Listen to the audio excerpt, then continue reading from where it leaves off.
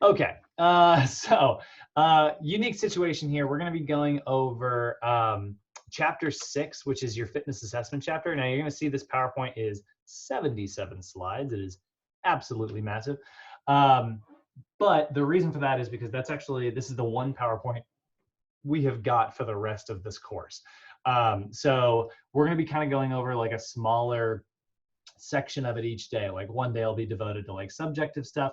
However, we're going to get some common postural distortions out of the way now, right? So this is the last, this is our last lecture before our midterm tomorrow. And tomorrow's midterm will cover all of the stuff we've already talked about. But we've got some common postural distortions that we want to kind of start on here, so we can get a couple little example like programs, a couple example exercises, like how to write like little short 10-15-minute routines to kind of address any overactive, underactive muscles in these 3 most common postural distortions.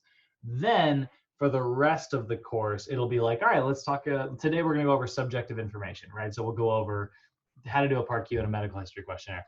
Then at the end of that like section, we'll be like, all right, now that we've talked about all of that and you've got the book stuff down, let's address like a specific postural distortion. Because otherwise we would have to spend, 5 full hours just breaking down the different postural distortions and like writing programs. So we're going to kind of spread those postural distortions out over the rest of our topics. So it's almost like there's going to be 2 parts to the lectures. Not today. Well, yeah, today. Like we'll do a little bit of PowerPoint stuff, and then we will do like postural, like practical how to build routines stuff.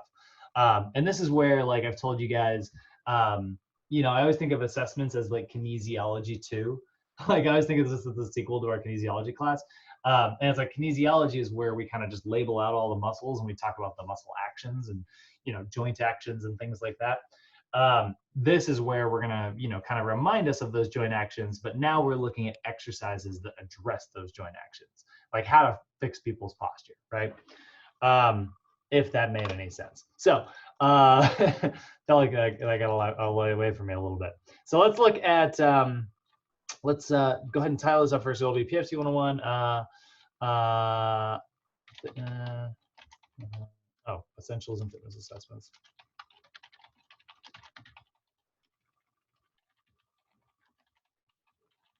So this is going to be day 5 here, which is going to be PowerPoint 5, and we're going to keep using PowerPoint 5 pretty much for the rest of this course. But the topic of today is going to be common postural distortions. I can't spell. Okay. I guess I don't necessarily need to have that.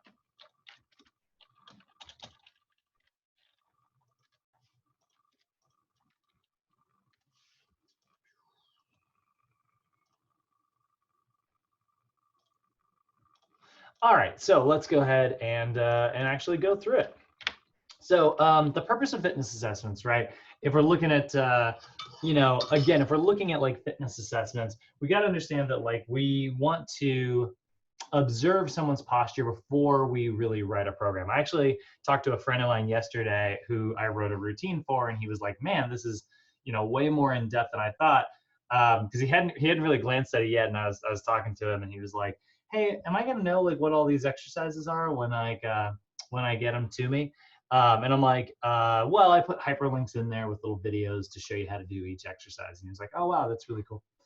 And he was like, so why'd you pick like all this stuff? And I was like, well, like this is the stuff that will address like your unique issues, And to be fair, he wasn't that unique. He actually had he basically had like a little bit of feet flattening, a little bit of feet turn out, and a little bit of knees cave in. That was about it. He had some arms fall forward, like tight lats like anybody. Didn't have that bad of a forward head posture.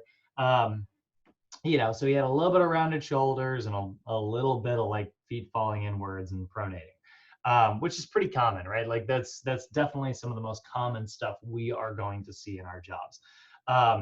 So it was pretty easy for me to kind of pick some exercises for him because they're, stuff that we do pretty often. But if he had been, you know, kind of a unique case, like let's say he didn't have like, you know, it's incredibly rare, but generally you see a lot of people who tend to be like everters, right? They tend to like have that knees cave in, like feet flattening situation. Occasionally, though, sometimes you'll see people who are kind of bow-legged, right? They'll be foot inverters, and you know they'll feet or turn out. And so like those two problems are basically the opposites of each other, right? So we got to be able to you know, do different things for each client. Can't figure out what those things are until you've done an assessment, right? So that kind of determines, it does a lot of the work for us, you know. If you guys ever want to get, if you ever get a chance, I'm actually gonna, I'll see if I can pull it up here real quick. And you want to watch a really cool video. Let's see here. Let's see here, Lego movie Vox. Yeah. So this right here, this little video, how fan films shaped the Lego movie. The point of this movie, I'm gonna put this in the chat here if I can find the chat bubble.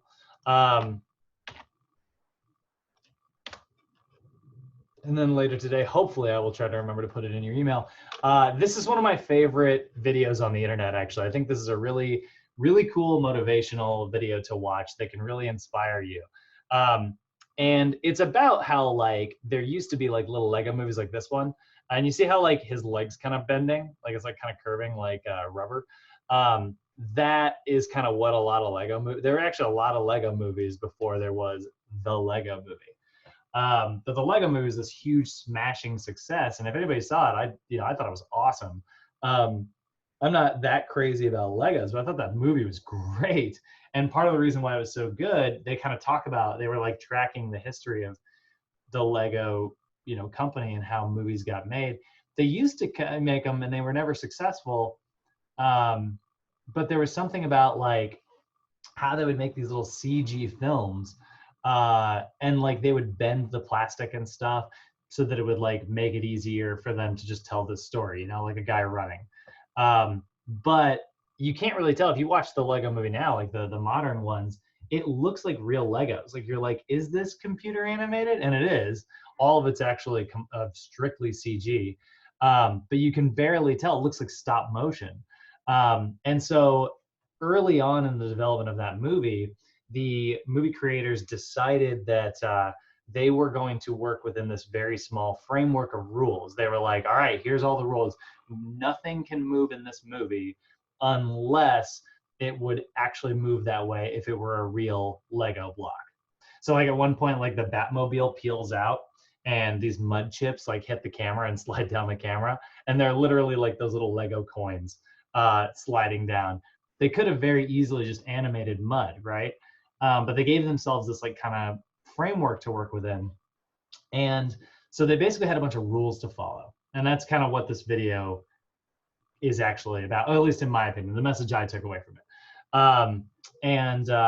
So we often think of like rules as like limiting our creativity, right? Like a lot of times we think of like following rules as it's like, you know, we're listening to the man, and I gotta do what he says, and you know, I don't get to be creative. I don't get to be my artistic, creative self.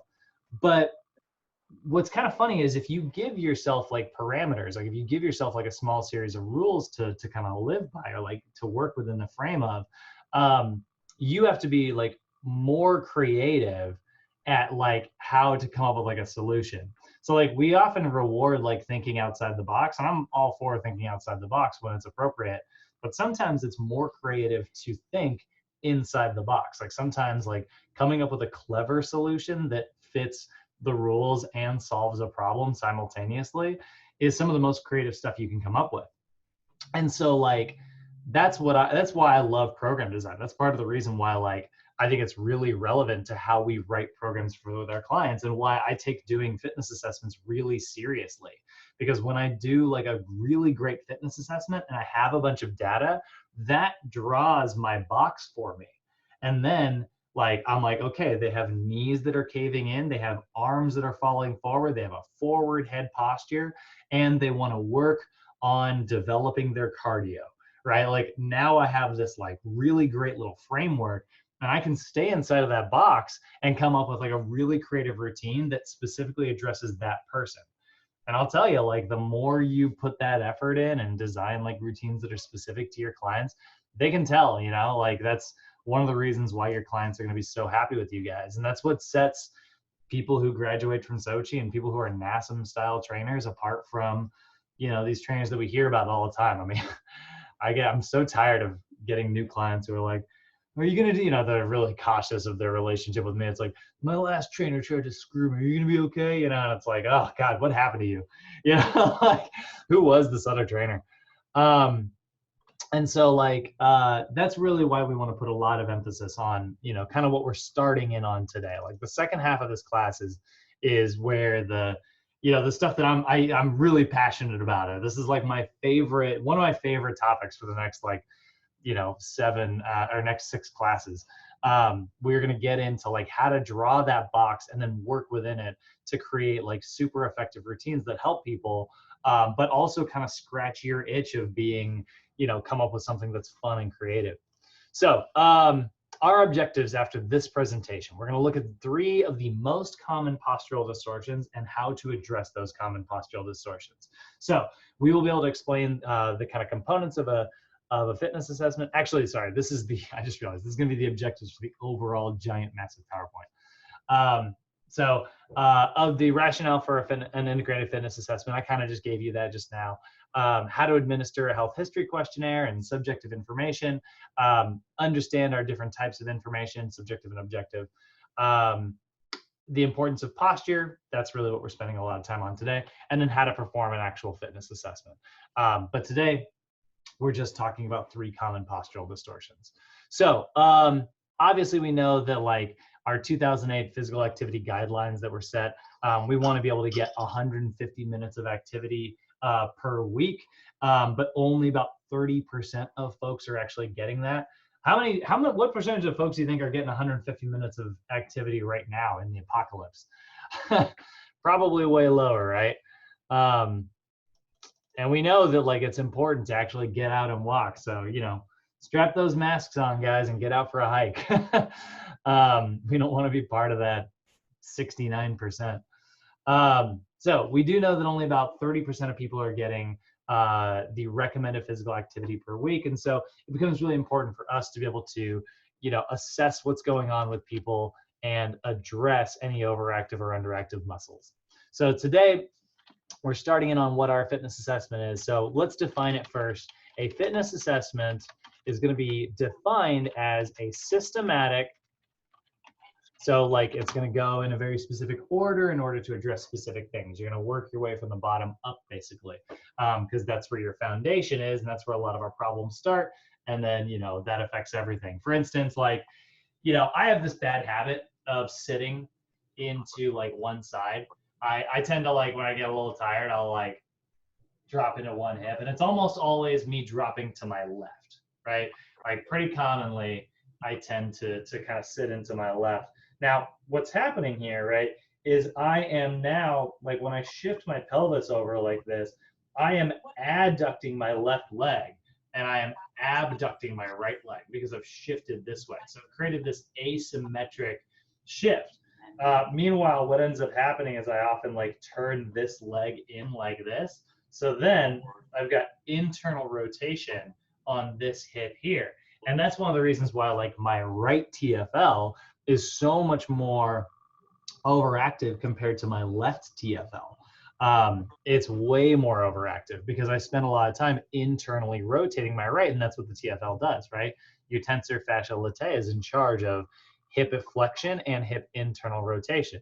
So you pair that like kind of bad habit that I have with also like, you know, the time that I do spend sitting in a hip flexed position, that, you know, those are literally the 2 actions of that muscle, hip flexion and internal rotation.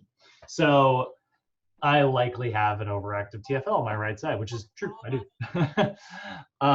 So that's sort of what we're going to be observing. And we're going to look at the kind of most basic ones today. So it is a systematic problem-solving method that provides the fitness professional with a basis for making educated decisions about exercise and acute variable selection. How do you know how many reps to give your client? It's going to be based on your fitness assessment, right? You know, like if your client has really, really great cardio endurance, right? Because you did, let's say you did your subjective information. They're like, yeah, I play soccer twice a week and I like to go for a long run once a week. You know, I trained for a marathon last year. It's like, okay, well, this person's clearly kind of passionate about their cardio. They like the runner's high. Clearly, they're going out running all the time. And so, like, you know, endurance is something that maybe they're passionate about, but they're also they've been pretty good about developing. So maybe we need to focus a little bit more on anaerobic strength, you know, fill in their weaknesses. And so like through your subjective information, it kind of paints the picture. And then your objective information, put them on a Rockport walk test. Sure enough, their VO2 score is super, super high. You know, they're crushing on the VO2. You're like, excellent. We can give you some advanced cardio. We can train you more anaerobically, and that will make your long duration aerobic cardio even better. Now, the big thing they always want you to, and actually really quick, I'm going to put also one of my favorite things to mention here. You know, it's kind of a 3-step process when it comes to like being a trainer, right? So like, this is sort of something you'll learn in Capstone actually. When it comes to corrective exercise, NASM likes to break this down, but I think this is important in general. And you guys have heard me say this 3 steps before, but 3 steps, 3 strep throats, 3 steps to working with, to training clients, right? Oop, hold on. Hey, Jay, hit that mute button again, buddy. Let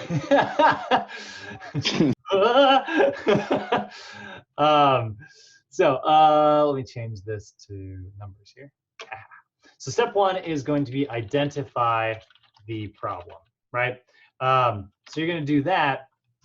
So you're going to identify any goals or issues related to a client's structural and functional capacity, right? So step 1, you got to identify the problem. You got to figure out like what's going on, and that's kind of what we're spending the rest of this course looking at, right? Is how to identify problems. But we're also going to talk about step 2 here, which is going to be solve the problem. Right, so step 2, solving the problem. And this is like where, you know, a lot of people will get kind of confused. They're like, what do you mean? Like, we're just going to solve the problem? It's like a 2-step process. And it's like, kind of like solving doesn't mean that the issue has disappeared. It just means that you've come up with a solution for the problem. You can think of it as like identify the solution for a problem, right? So identify the solution, and actually, you know what? Interpret the problems and let's say interpret the data collected in a fitness assessment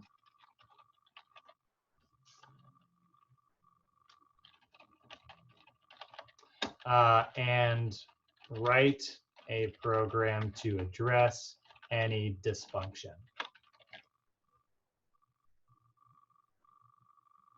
Right.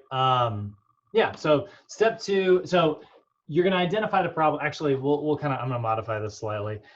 Step 1, identifying the problem through, and this is actually quoting NASM here, through, oh, you know what? Let's do it this way.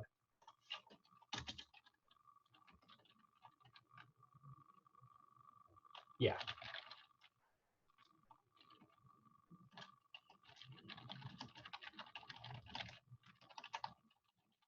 So identify the problem through integrated assessment. Step 2, solve the problem through integrated program design.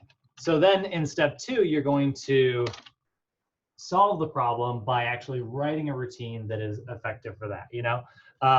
Identify, get it written on paper, solve that problem, right?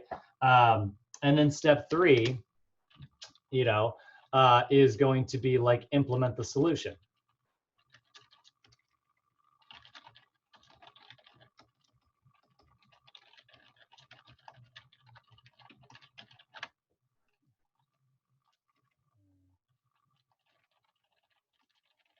right? So step 3 is like, you know, train your client. That's the last little bit here. Implement solution by training the client for the prescribed problem solution, right? So you're literally just going to get your client to the gym. So that's really what we're looking for, and we're kind of identifying like steps 1 and 2 in the rest of this course, right? Step 1, you know, we're getting the assessment out. Step 2, we're getting the essentials of interpreting that assessment and actually writing those solutions, right? So that's our fitness assessment here. Now we do need to remember a big concept here, and they want you to remember this. This is a quote. Your fitness assessment is not intended to diagnose any condition. It's just observing someone's like structural, structural status. So like, here's a really good example, right? So my buddy called me last night at like 9:30 p.m. and he was telling me about how excited he was because he went and played pickup basketball. And he got to play like 5-on-5 full court. So he was like having a freaking blast. But, you know, dude's been quarantined just like the rest of us. So like he went from very little activity to playing 5v5 full court basketball. You know, he was wiped out yesterday and he bruised his heel really bad. And he was telling me how he's like, hey, I'm having like some heel pain. I don't really know what it is. And I was like, well, I can't really tell you much over the phone, but like, does it feel like a burning, stabbing sensation in the bottom of your heel?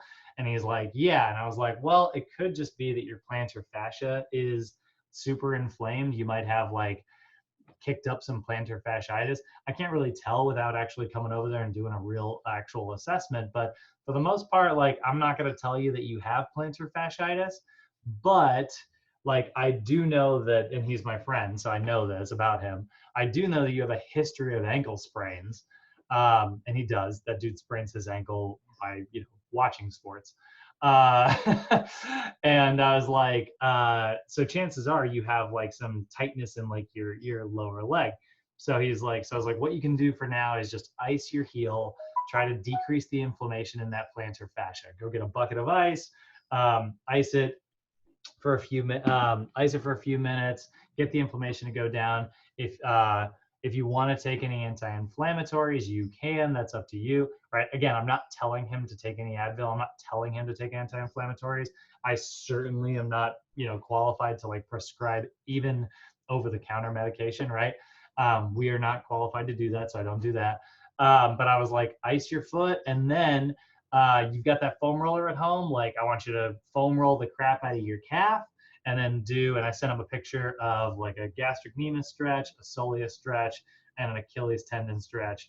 I want you to do, you know, 2 rounds of 60 seconds each on those. Meanwhile, I told him, you know, do a little bit of balance training. You know, once the inflammation goes away, let's get you to do a little bit of balance training for your leg. And then let's strengthen an anterior tibialis. He's got some resistance band at home from when he hurt his shoulder. And I was like, do some toe pulls, you know, just a little bit of like strengthening that anterior tib. So I sent him links on how to do all that stuff. And I was like, it'll take you 10 minutes a day. Should hopefully address anything that's going on with your heel. And that was last night, so we'll see how it works. So I didn't diagnose any condition. I didn't tell him he has plantar fasciitis, right? His symptoms sound somewhat like plantar fasciitis, but who knows? He could have a bone spur. He could have a lot of different things in his leg, and I don't know what it is. But I do know that he has a history of ankle sprains. So, you know, he's clearly experiencing like lower leg dysfunction. So what I can do is I can address his posture. And if that posture, you know, if by fixing that posture, it results in like his dysfunction going away, like in the pain disappearing, you know, we did kind of like, you know, we implemented a very successful solution.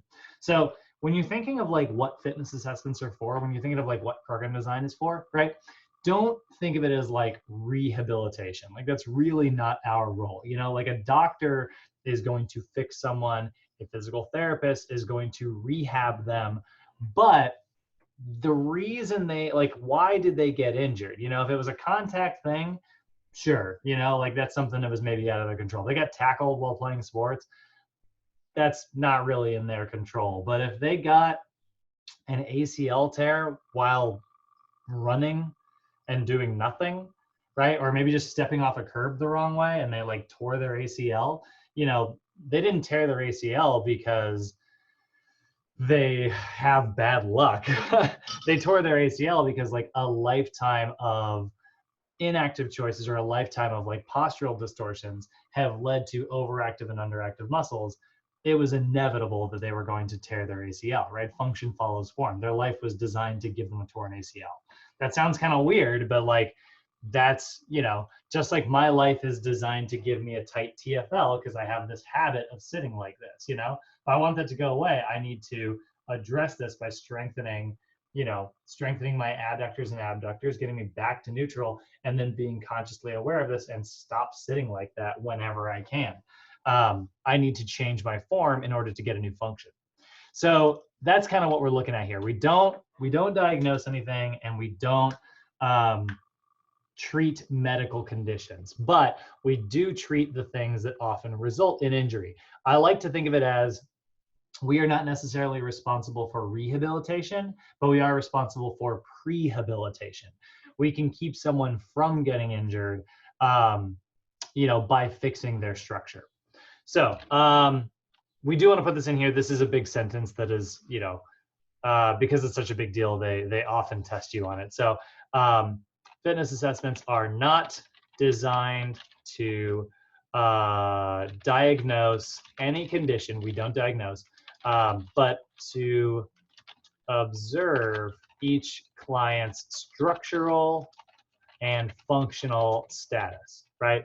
That, back to bullet points you, that will give us a starting point from which to work, right? And another one that they want you to know, big sentence, it is not intended to replace a medical examination. And that reminds me that the last thing I did say to my buddy, and he's never going to listen to me because I know this man, but was if it is a problem, he needs to go to the doctor and get it checked out. Will he? Definitely not. He's the most stubborn person I know. So here are basically a big list of like things we shouldn't do, right? We do not diagnose medical conditions, right? So again, if a client's blood pressure is 170 over 120, that is a super dangerous, very high blood pressure. And if somebody came into the gym and you asked them to do like subjective and objective information, it's like, hey, do you have any cardiorespiratory dysfunction? And they're like, nope. So do you ever have any heart problems? And they're like, nope. You do all this stuff and they say no to everything. And they're like, great, let's get on to the fitness assessment. And you do their blood pressure and all of a sudden it's like, you know, 1,000. You are not allowed to tell that person they have hypertension. That is not our job, right? They could have taken pre-workout that raised their blood pressure like crazy. They might have just had a couple extra cups of coffee that morning. It could be a, you know, a misread. There's a million things that could happen there. So we don't diagnose medical conditions no matter what it is. You know, my favorite example of that is, you know, even if you're like playing sports, right? And by the way, you are allowed to apply first aid. Like, let's make it really clear here. Like, we don't prescribe treatment. We don't perform treatment for anything. But like, yeah, if somebody sprains their ankle, you are allowed to help them off the field and be like, you need to go see a doctor. Like, that's well within our range, you know? If somebody cuts their leg, you are allowed to like give them a bandage if you have first aid training, which, you know, I recommend everybody, you know, go take it's a couple hours of your day. Like, everybody should have a first aid class.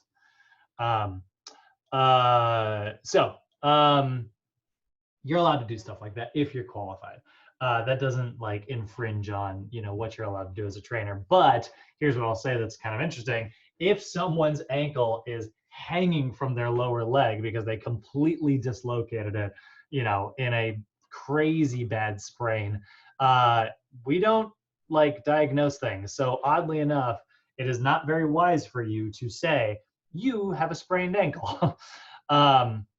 You know, you are more than welcome to say something like, hey, that looks really bad and could be a sprain. You should go see a doctor and find out.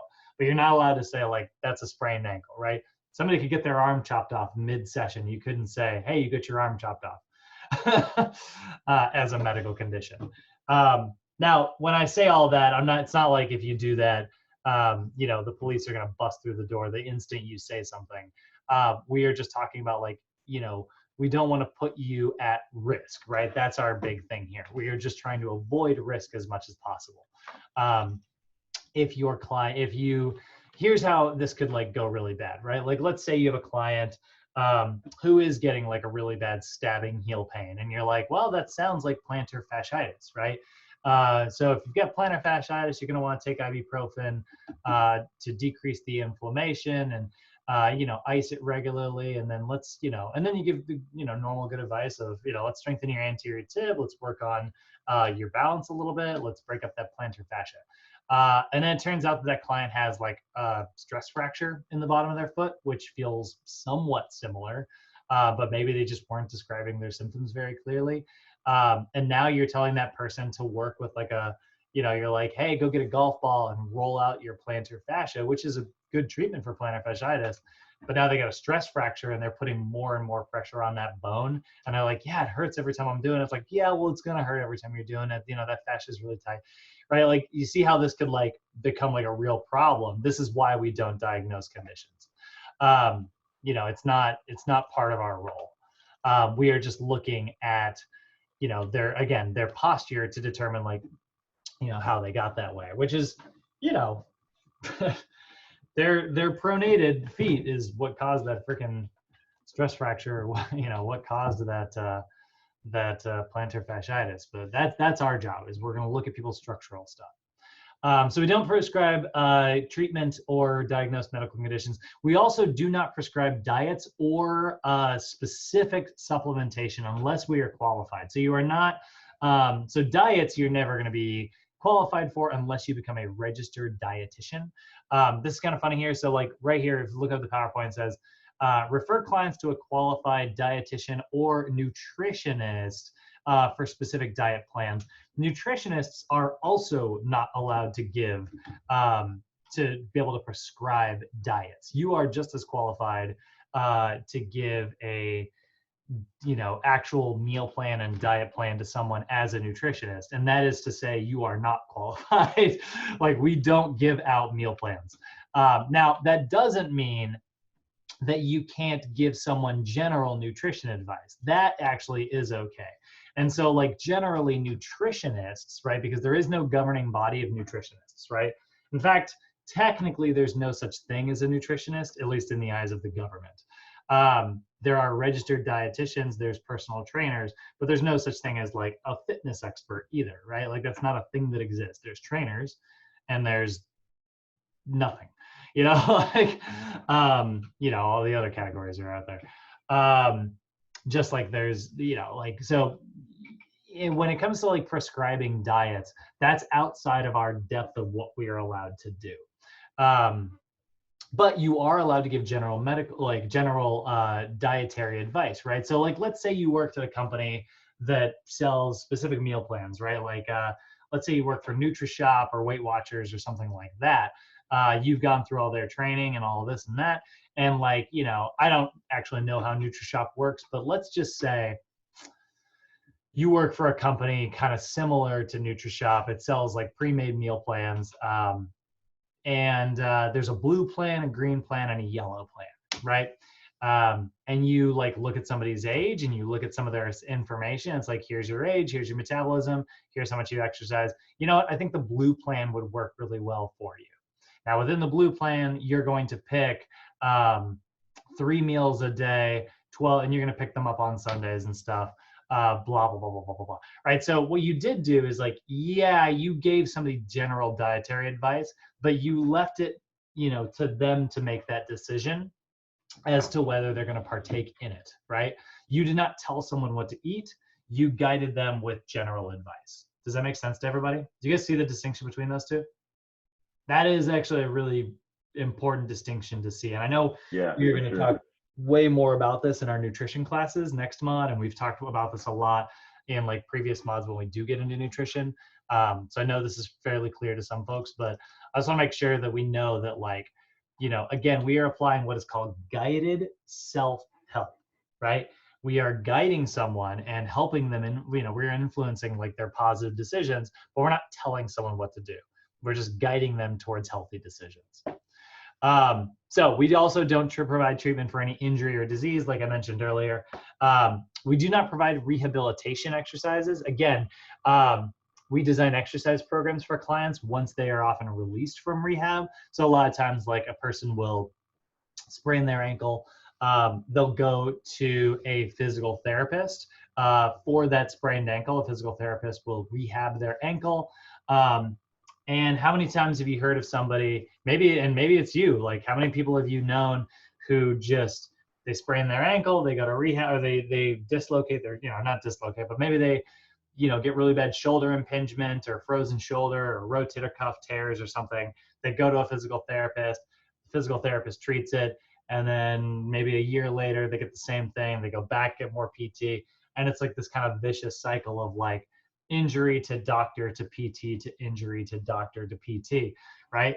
The reason they keep getting injured again is because their life is perfectly designed to injure that shoulder. Like they make probably unconscious decisions that result in like poor posture, like their lifestyle. And maybe, they don't really have a lot of control over that. Maybe it's just they have a desk job. But like all of those decisions their life is designed to give them a torn rotator cuff. So our job is not necessarily to fix the rotator cuff. Once the rotator cuff is fixed, then we can actually address their posture and keep that rotator cuff injury from ever coming back, right? That's our goal. And we do not provide counseling services, right? We are allowed to coach people, which again, coaching is not counseling. It is simply guided self-help. You can encourage someone to use a food journal. You can encourage someone to use a workout log. You can encourage someone, to partake in meditation. You can do a lot of things that are like, and you can even come up with a plan and sit down with them and be like, okay, let's sit down. How much time a day do you have to like get into the gym? All right, so our plan is that you can only make it into the gym 3 days a week. You're gonna come in and weight lift 3 days a week. You're gonna meet with me. We're gonna do three 1-hour sessions a week.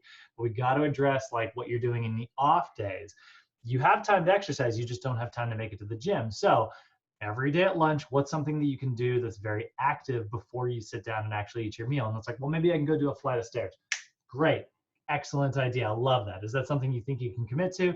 Yeah, I think I can commit to that. Excellent. Let's write it down in your plan, right? So notice how I'm like guiding this person towards making healthier decisions. I'm not telling them they have to take the stairs every day during their lunch period. I'm simply showing them the path and helping them make that decision. So that's not counseling, that's guided self-help. All right, so the big thing we need to remember about fitness assessments that is a key thing here as well. This is not something you're going to be tested on, like they can't test you on assessments like this, but I think it's a really important one to hear. The program that you design is only going to be as good as your assessment, right?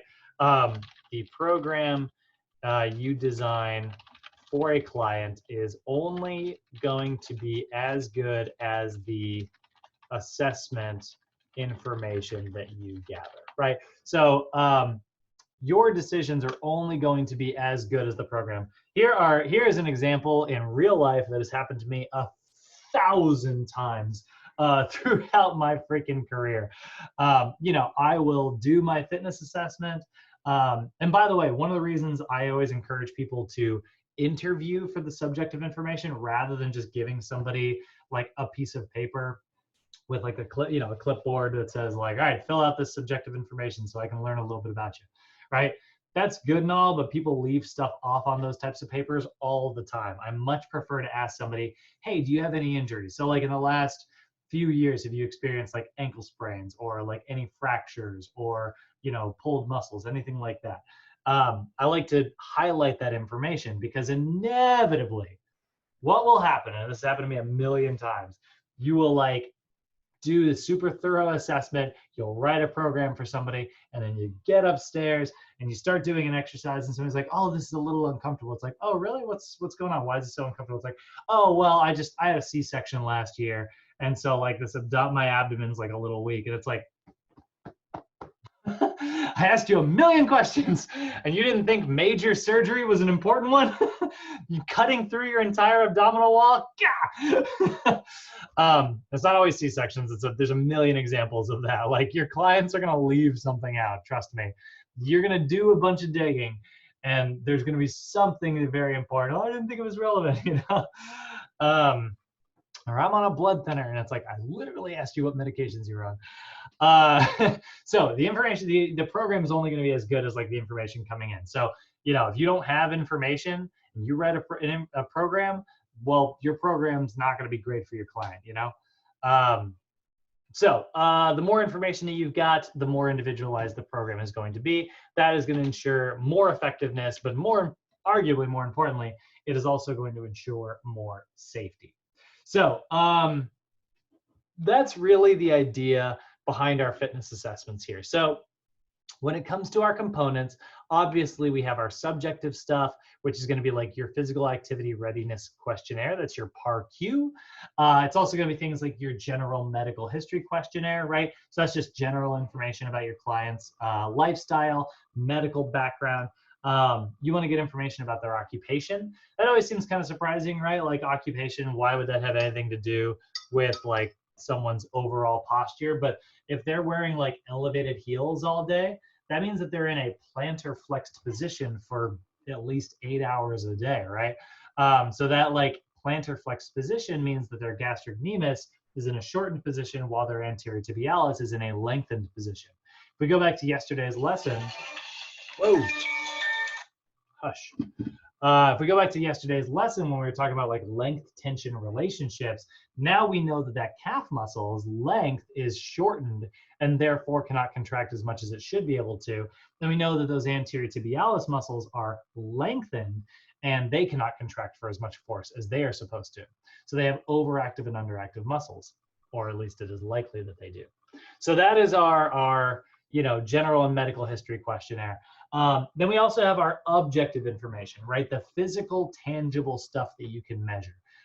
And we're going to spend a lot of time looking at different types of objective information for the rest of this course. But you've got physiologic assessments like heart rate, blood pressure, and then even just like assessing for somebody's target heart rate, you know? Like, here's like a really good example. Like, if I pull up, and I've showed you guys this before, but if we look at like Carvin calculator, you know, let's say we got a client who is, you know, 30 years old. Their resting heart rate, let's say it's like 75 beats per minute, right? Well, if they're 30 years old, and when you did the, you know, I want somebody to work out at like zone 1. Let's say I want them right in the middle of zone 1. I'm going to say, okay, we want to start you on some long duration cardio so we can build up your foundation. We're going to get you at about 70% of your max heart rate. You're going to maintain that for your long run, right? So if you start to get your heart rate too high, you get the heart rate monitor. If your heart rate goes above this number, I want you to slow down a little bit or take it a little easier. If it gets below this number, I want you to speed it up a little bit and take it a little harder. Should be able to keep this up pretty much the whole time, right, at this general pace. So they are 30 years old, so it's going to be 220 minus our age, which is 30. That means our max heart rate is 190 times 0.7. Bada bing, bada boom. Their target heart rate's 133. If their heart rate goes below 133, I want them to make it harder. If it goes above 133, I want them to make it easier, right? This is the chart, by the way, you see on treadmills, right? I wonder if that actually, max heart rate zone chart on treadmills. Is that up here still? You always see it on the sides of treadmills. And I appreciate it because it's like kind of helpful. Age. Nah, I'm not gonna see it. Well, actually, yeah, you can kind of see here, right? This is a general little handout, you know? This general handout here is like, if you're 30 years old, here's how you can help improve your health. Here's how you can improve your fitness. Here's how you can improve your performance. Here's how you can improve your peak performance, right? And that's like a chart that might be like posted in some gym locker room, you know? And that's all good. Like, you know, it took into account some of the information, but, you know, it's not really catered specifically to that person. If that 30-year-old does a lot of exercise, their heart's going to be in much better shape, right? So if we go down to our target heart rate zones down here, in the old method, that 70% was 133. But in the new method, that 70% is 156, right? So they can go a little bit harder. This narrows the range in terms of like what is much more optimal for them to like exercise and work hard. So that is a big thing that we're looking at there when it comes to our physiologic assessments, right?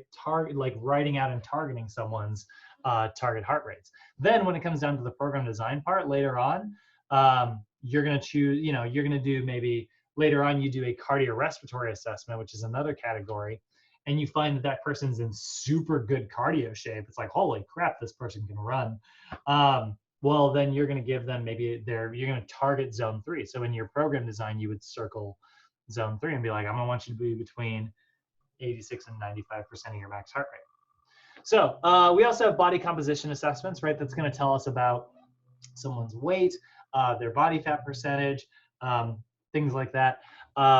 We have static and dynamic postural assessments. We're going to be looking at the static ones today, but those are going to be like, you know, that's going to tell you overactive and underactive muscles. And the performance assessments are kind of cool. They don't necessarily tell you too much about like how somebody falls against the rest of the general population. Like performance assessments are just you versus future you, you know, like body composition assessments, we know what a healthy BMI is. You know, we know what a low risk BMI is, and we know what a high risk BMI is. Cardiorespiratory assessments, we know, you know, what a good VO2 is versus like a poor VO2. Static assessments, we know how the knees are supposed to rest as opposed to like how they often rest, you know. But performance assessments really aren't supposed to be like you versus the rest of the world. There's no general table here. It's just you versus future you. So like you've got things like the Sharks assessment, which is going to give you like a lower body agility. Davies test can tell you a little bit about upper body agility. And then like things like your 1 rep max assessments, right? That's going to tell you about how much this person can lift. We can use all that information. If the Sharks test is taking a really long time and it's like, okay, well, you're struggling a little bit with your lower body agility, we should work on things like balance and reactiveness, right? So let's put a little special emphasis on our movement prep, get that balance training and that reactive training going. If somebody's 1 rep max is 100 pounds, then it's like, okay, well, we want to build your earlier you stated that your goals were to build endurance. Let's look at working at a low percentage of your 1 rep max for a high number of repetitions. So that's a general breakdown there. Now, I'm going to do something a little odd here, and I'm going to skip forward in the PowerPoint, actually, all the way down to posture. Okay, so we are going to look at our 3 general postural distortions here. So there's actually a name for these. These are actually called Jonda's postural distortions. I got to open it. Jonda's postural. Okay. So 3 general postural distortions that you are typically going to see. And I was hoping for a chart, but I'm not getting one. All right, we will find an article instead. JondaApproach.com. I don't know. All right. 3 most common postural distortions. All right, if I don't find it on this one, I'm just going to pull them up individually. I was hoping for a chart with all 3 of them. Come on, picture. These are all lateral views. That's fine. Okay. So our 3 most common postural distortions, you are going to see are predictable patterns of muscle imbalance, right? So we'll title that section here, predictable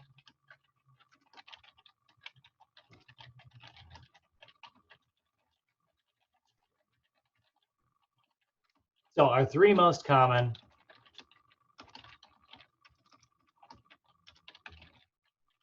are going to be pronation distortion syndrome,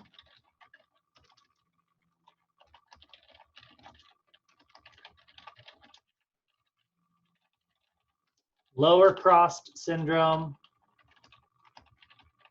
and upper cross syndrome. Okay, that last one being super common. So, I mean, they're all common. Let's take a look here at the first one, right? Let's look at pronation distortion syndrome, because they do not have pictures of this. So pronation distortion syndrome is right here. It is going to be when somebody statically stands with internally rotated and adducted knees and an externally rotated and everted foot. Okay, so you can spot it pretty well here if you take a look. If you look from like a posterior view, you can see a neutral foot is sort of what we're looking for, right? Basically, if you were to draw like a line from the center of someone's calf onto their Achilles tendon, and then from their Achilles tendon to the center of their heel, you're going to notice if it starts falling out to the side in either direction. So that's either going to be pronation or supination. Remember, pronation is a combination, right? Pronation is a combination of, like if I'm here, right, and here's a neutral foot, I'm going to pronate by slightly externally rotating my foot. I am going to evert my foot. So I'm going to show the bottom of my foot towards the outside. And I'm going to slightly dorsiflex, actually. So I'm going to pull this slightly this way. And then I would press that down. What that's going to do is I'm basically flattening the bottom of my foot down towards the ground. Now, if I have weak feet, right, if that happens, I am going to pronate like this. Now you'll notice, right, like here's me standing in a neutral position, right? Look at my knees here. If I pronate, if I start moving my ankles, I'm not going to try to move my knees at all. But if I just flatten my feet down like this, do you notice how like my thighs come closer together, right? Like I am moving my foot, but what that's doing is that's also creating a structure that now the way that my tibia and fibula are sitting on my ankle complex, they start internally rotating. That stress means that, like, you know, remember, all the way up the kinetic chain, your femur sits on top of your tibia, right? It sits on top of the groove that your tibia has. And so now that I've moved that groove, now my femur also has to internally rotate. So what that creates is internal rotation and adduction of the feet, right? So that is the big thing that we're looking for in pronation distortion syndrome, right? So it's, go away. It is characterized, let's look at this first one here.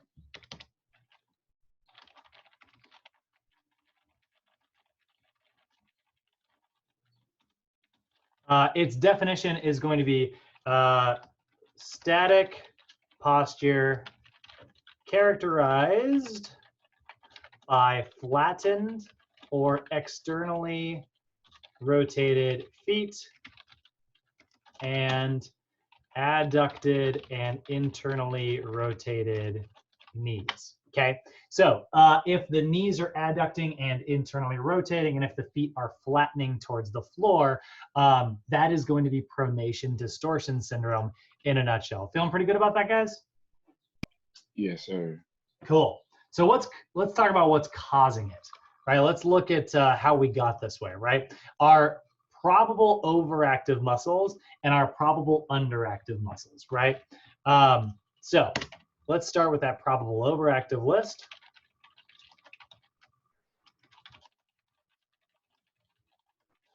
So our probable overactive muscles are going to be the gastrocnemius, right? So tight calves. Now, in particular here, now this is tight calves in general, right? However, it is going to be very common, especially in people who really turn their feet out, that, you know, you've got two basic, like, you know, sections of your gastrocnemius, right? If you look at the gastrocnemius,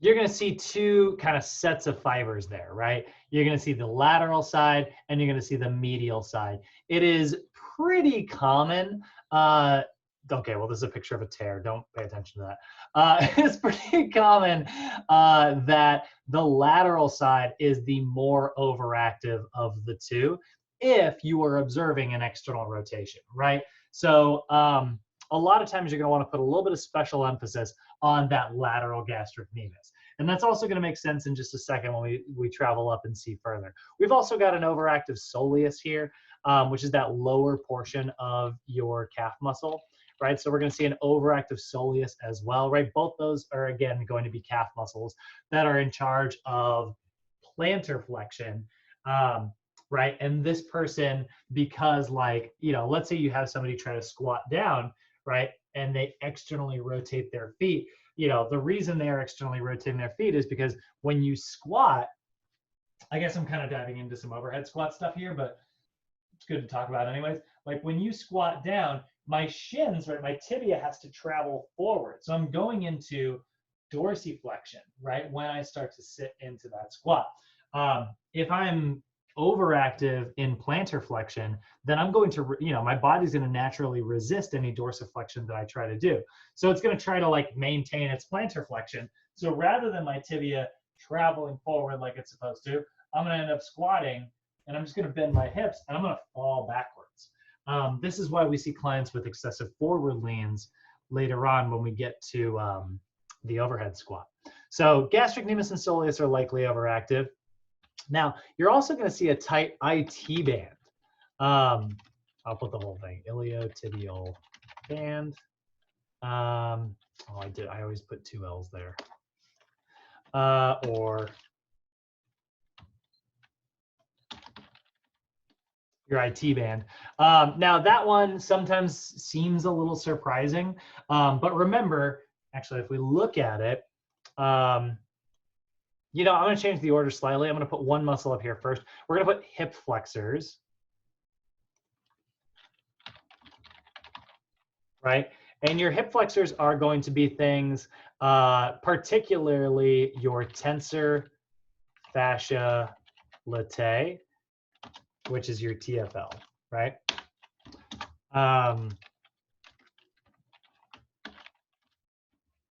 So gastric nemus, soleus, hip flexors, particularly that TFL, right? Your tensor fascia latae. Now, if we look at that TFL, right, let's look at the tensor fascia latae here.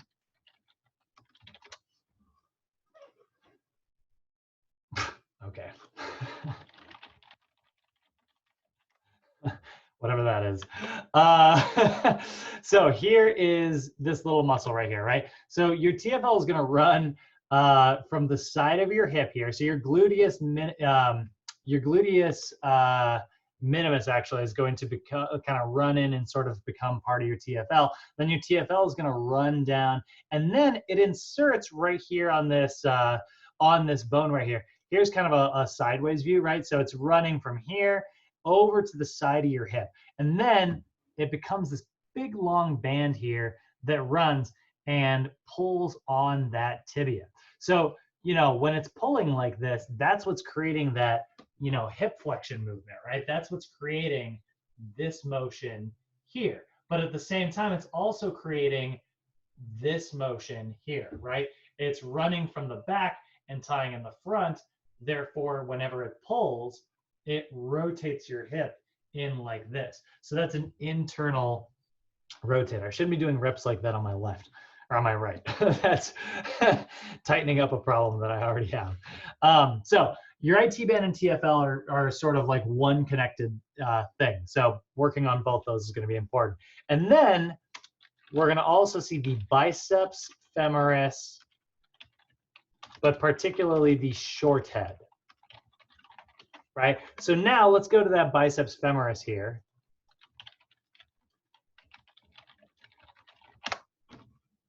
Remember, your biceps femoris runs the entire length of your hamstring, right? So you can see it here, right? It's going to run from here onto the lateral side, and it's going to insert onto your fibula right over here. But if you look at the short head fibers, actually, let's get them both, long head and short head. Come on, give me two different colors.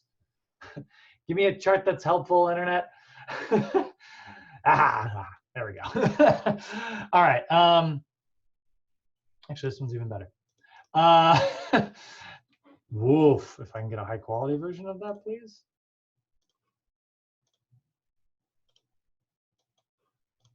There we go. All right. So here's a really good one, right? You can see there's the long head. It runs the entire length and runs down, right? And notice how that shares an insertion point, right? Like if we look back at our IT band, right? That's in the same area. It's not going onto the fibula. It's going right here onto the tibia. But you can see very, very, very similar tight area, right?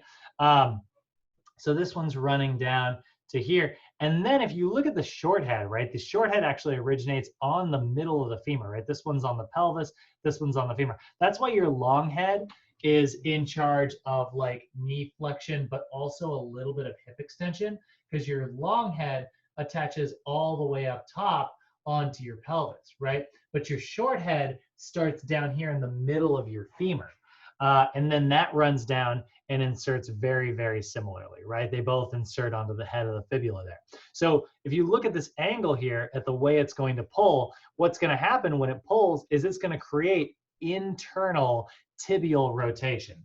So, you know, I can't internally rotate my tibia with a straight leg, but if I bend my knee, right, I can internally rotate in this position here, right? So like I'm creating tibial, externally rotating the tibia, right? I probably wasn't being clear there. So I'm externally rotating my tibia, which is resulting in internal femoral rotation in relation. Sorry, I was still talking about the femur. That's probably really hard to track. Let's start from the top, right? That made total sense though to me. Yeah, this creates tibial, like this is tibial external rotation, right? My biceps femoris creates tibial external rotation. Now, in relation to how this is now externally rotated, my femur is now been forced to being inside compared to it, right? So that's femoral internal rotation, which is what I sort of meant to make clear and didn't. So just like earlier, right? Remember when I like sat into one hip, right? If I look at the relationship, right, because I moved over like this leg, like by moving my pelvis this way, I didn't really move my leg. My leg hasn't moved at all. I just sat, I moved my torso, right? But now in comparison to my torso, my leg is adducted, right, in relation. So I created like abduction with my upper body, which means that my lower body is now adducting. But this part of my lower body is now abducted because I adducted this side of my spine. So it's in relation to when I am internally rotating my femur, that results in external tibial rotation, or vice versa. If my tibia is externally rotated, my femur is now internally rotated in relation. So your biceps femoris short head does tibial external rotation, which is why the femur is adducted, right? So you see how this is on the outside and this is now considered on the inside. So that's external and that's internal, right? Meanwhile, this now has to fall this way. So those are your probable overactive muscles, right?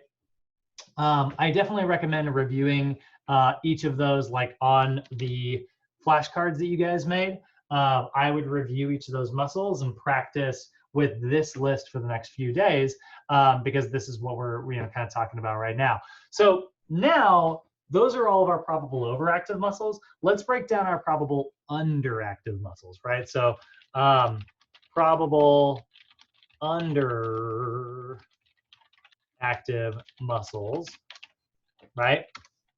So that is going to be a weakened anterior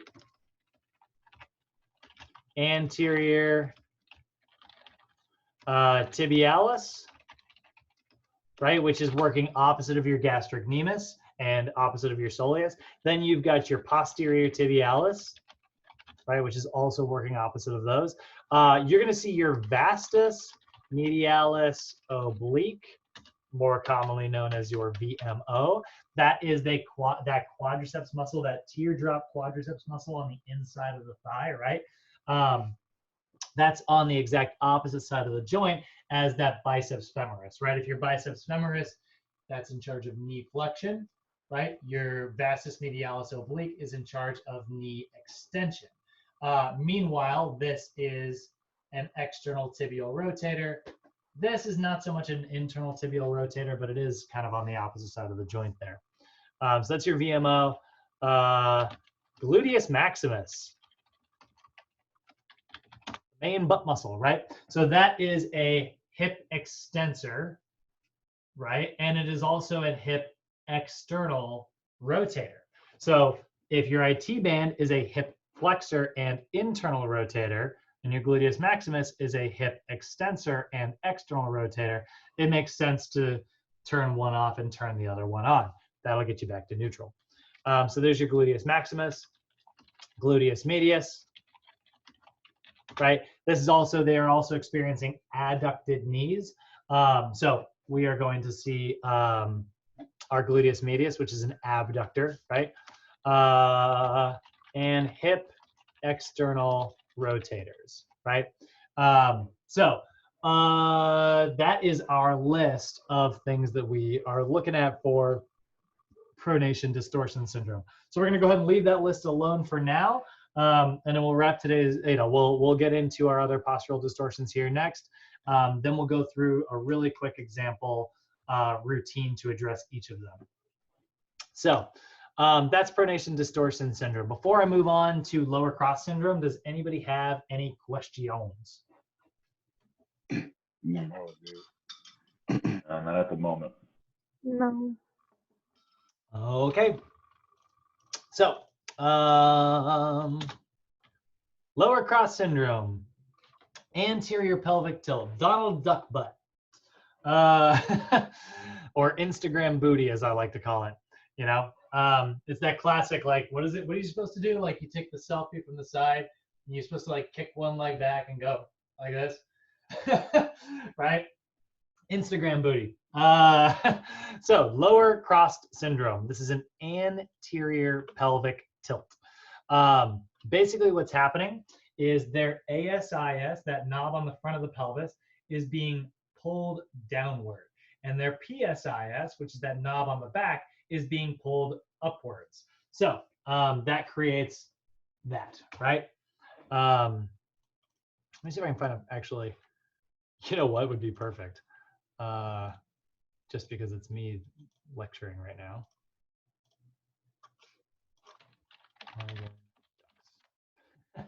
I know it's not actually Donald Duck.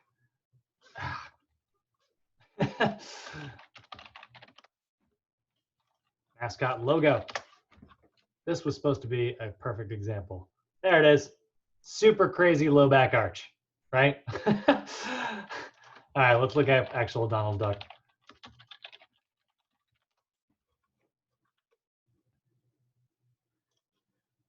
Good Lord, get your arm out of the way, Donald.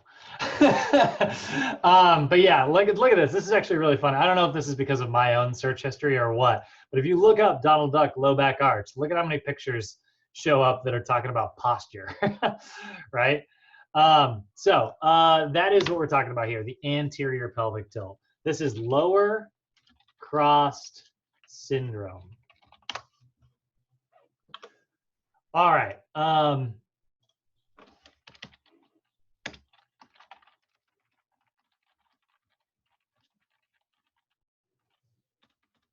This is going to be static posture characterized by an anterior pelvic tilt. Okay. Now I'm trying, let me see if I can find this one really great picture here. So you can basically see, right?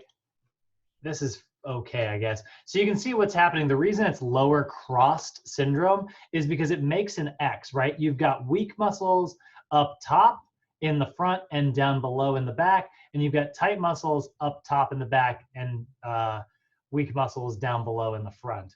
Where is the anterior and posterior pelvic tilt?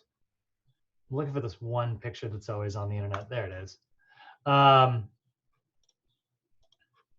So Here's a really good picture. If you can kind of think of it like kind of like a steering wheel, right? In an anterior tilt, that steering wheel is being pulled this way.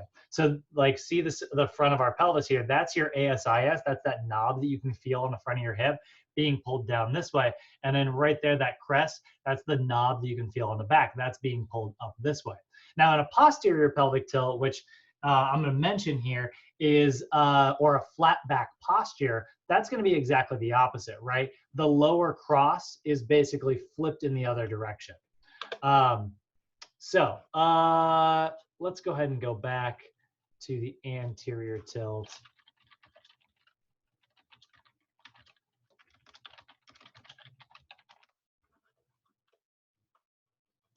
All right, so we'll pull this open and have that as we come back to it. So let's talk about our probable overactive muscles. So first,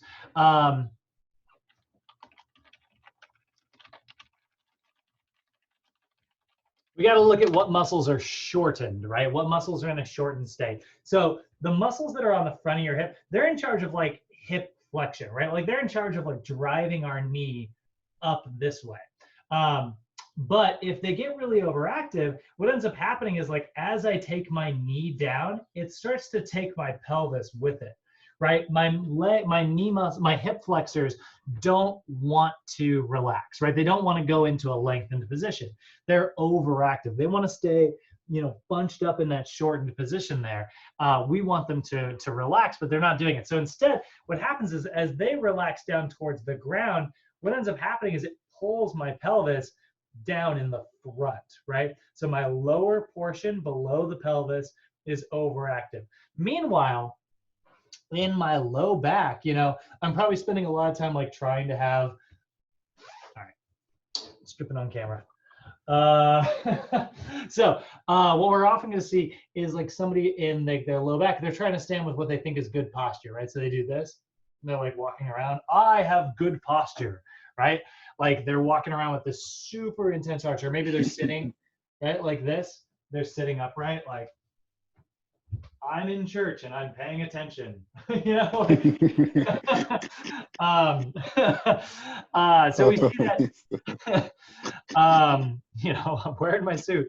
They get that super intense, like, you know, low back arch. So now their muscles that are in their low back that attach to their PSIS, they're pulling the pelvis up, right? So if this is pulling up in the front and this is pulling down, I'm sorry, this is pulling up in the back and this is pulling down in the front, that's giving us this super intense arch to our low back. And that's what we see in an anterior tilt, right?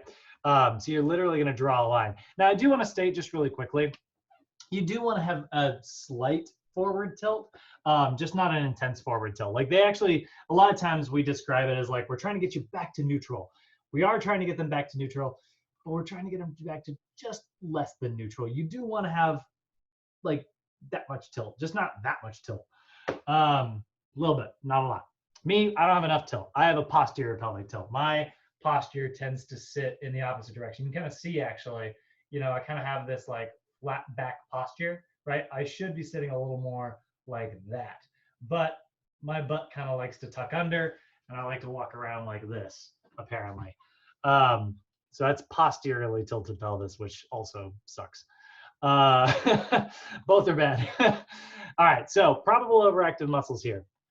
This first one might surprise you, but it is the gastrocnemius again, and the soleus, right? That seems kind of surprising because you're like, wait a minute, we just mentioned the hips, and we mentioned like here, why would a tight gastrocnemius have anything to do with tilting like this? Well, what ends up happening is somebody is like basically, I don't know if you guys can hopefully see my feet here, but I'm driving really hard into the ground, right? And that's creating like kind of a really intense, like, you know, this super, super tight, like kind of like locked knee posture. I'm locking my knees instead of just letting them sit neutrally. So that is often associated with like tight gastrocnemius muscles. But more commonly, it's going to be these next ones we see, which are your hip flexors. And the reason you're also, and you can kind of see it, right? See how this guy's kind of, he's got kind of a locked knee position here. those gaff muscles are not really wanting to relax very much. So that's creating this kind of forward posture here. The reason the knees are locking is because your hip flexors also often act as knee extensors, right? So like, you know, my erectus femoris is a primary hip flexor, but it is also a knee extensor. So, you know, I am extending my knees like crazy, and that's creating like this excessive like drive there. This is why people who have lower cross syndrome also often deal with like jumper's knee. They get like patellar tendinopathy. Basically, their patella tendon gets so tight that like landing in that locked knee position, that can lead to things like arthritis and all kinds of other conditions. So gastrocnemius soleus, and then the big one is going to be the hip flexor complex. So that TFL shows up again. Your rectus femoris is going to be here. Your psoas, right in the front. Your iliacus, your iliopsoas. Just to say that. Your iliopsoas, right? All of those. Now, this is going to be this also a surprising one. Your latissimus dorsi is going to be on this list. So your lats. And this is like the only thing that gives me any anterior pelvic tilt is my tight lats, which is not a good thing, by the way. But your lats, which are, you know, these big pizza-shaped muscles, right? Like if we look at the latissimus dorsi, they run all the way down here and insert onto the back of your pelvis. This little like white area down here, actually, there we go. This little white area down here, that's called your thoracolumbar fascia. And that does perform a little bit of weak low back arching. So a little bit of spinal extension. And that spinal extension is what we are observing here in that static posture, right? Obviously, we can make that even more exaggerated, you know, by simply stretching the lats. That's why it's the overhead squat, right? Like let's say your client, like, you know, let's say your client, and you can actually see it. I'm actually a good person to observe this in. I've got my kind of flat back posture here, but if I raise my arms up overhead, it kind of gives me a low back arch, which you would think would be good for me, considering that I could use a little bit more arching. But what ends up happening, that's not really what we're looking for, right? I'm basically stretching out my lats, but my lats go, no, no, no, no, no, no, no. So instead of stretching, they pull the bones and they arch, they create like spinal extension instead. So your latissimus dorsi is going to be on this list, and that one sometimes surprises people. And lastly, and one of the most important ones is going to be your erector spinae. So your erector spinae are, you know, these big muscles running the length of your entire back, right? They're running all the way down here, and they are in charge of spinal extension, right? They are in charge of creating that low back arch. So those are our probable overactive muscles. These are the muscles that basically aren't turning off or aren't relaxing or aren't lengthening the way that they are supposed to. Then we're just going to switch the list, right? We're going to go straight to the opposite direction. So probable underactive muscles. What'd I do? Not probably, probable. So these muscles are going to be your, if it is your hip flexor complex, we're going to go straight to the other side and look at the hip extensor complex, which we don't call it that, we call it the glutes. So gluteus maximus and gluteus, not yet, gluteus medius. Speak of English. Gluteus maximus and gluteus medius, both of those, right? So if you are very good at this or overly good at this, you need to work on getting good at this, right? If we're really overly good at the hip flexion, we need to get better at the hip extension. So our glutes are your primary hip extensors, right? You're also going to see the anterior tibialis. I'm going to change this list slightly so it lines up with antagonists. Anterior tibialis, posterior tibialis, gluteus maximus. So we're kind of going in order here. Calves to shins, hips to glutes. then we are going to see your transverse abdominis and internal obliques. We don't have an opposite for the lats, but your erector spinae is back here. Your abdominals are here, right? Now, we don't necessarily just want to get somebody to be really good at wrenching their spine forward. So we're not actually putting the rectus abdominis here, even though, you know, when we look at, when we look at spinal extension, that's your erector spinae. When we look at spinal flexion, that is your rectus abdominis, right? So those are the ones, like that's what would sort of move your spine back to neutral. We're not necessarily trying to we're not trying to like leave somebody's pelvis tilted this way, but then get them to do like spinal flexion, because then they might have this really weird posture. So it's not that we're trying to strengthen like your spinal flexors in relation to your spinal extensors. We're trying to strengthen your spinal stabilizers in relation to your spinal extensors. So we're going to see the transverse abdominis, which are like your plank muscles versus your crunch muscles, right? We want the planker ones. We want to stabilize. And internal obliques versus external obliques. We're not trying to get the Russian twist muscles. We're trying to get the side plank muscles, right? Or bird dog, if you want to think of it that way. And finally, internal obliques. So overactive up top, overactive down below. Then we flip it, underactive up top, underactive down below. It makes an X, right? Overactive, underactive. Cool. Questions, comments, concerns? Cool. Cool. Kenny, did that get you from, you had questions yesterday. Did that get you covered? Yeah, actually it did. But you're going to demonstrate a little routine on how to correct it, right? Yep, that's the last thing we're gonna Awesome. end off with. I have a pre-made thing that I'm gonna send you guys out. Oh, cool.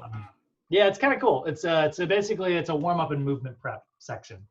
And Oh, okay. normally I would go, let's go do it. I know, right? But I miss it. instead, I will say, go do it. To the Right. hind. To the hind. But at this rate, I don't think we'll ever have a class together, huh? How dare you? No, I mean, I'm saying it sucks. Yeah, I'm gonna refuse to admit that. I mean, no, I hope not. But I was going to ask you, our next mod is sports, right? Yeah, we're gonna get some stuff. We're working on doing some outdoor stuff. We're gonna. Okay, you are going to do that. Yeah, we are. I just need to Okay. figure out how to, like, because it's off-site. I got to figure out how to clear with our insurance. Oh, right. Okay. We are covered in the building. Right. But and we are covered outside the building if we have like the proper forms and stuff. I just got to get those forms. Okay. So lastly, we got up, and then I got to figure out like how do I make you sign those forms without getting within 6 feet. It's a whole thing. Oh, wow. So upper cross syndrome. This is going to be, obviously different than lower cross syndrome, although not the opposite of lower cross syndrome.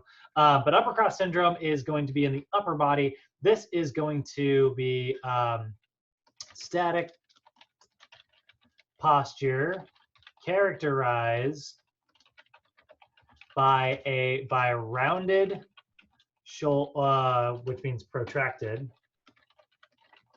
shoulders, and a forward head posture. Okay, so we are going to see this and this in upper cross syndrome, right? Basically sitting at a computer all day. So lower cross syndrome was the X, right? Well, upper cross syndrome is also the X. So upper cross syndrome is actually going to be exactly the same concept. Oh, thank you, Internet. You helped me out real quick on that one. So you're going to see overactive muscles up top on the posterior portion, and overactive muscles in the front in the inferior portion. I flipped my directions. Overactive posteriorly and superiorly, and then overactive inferiorly and anteriorly.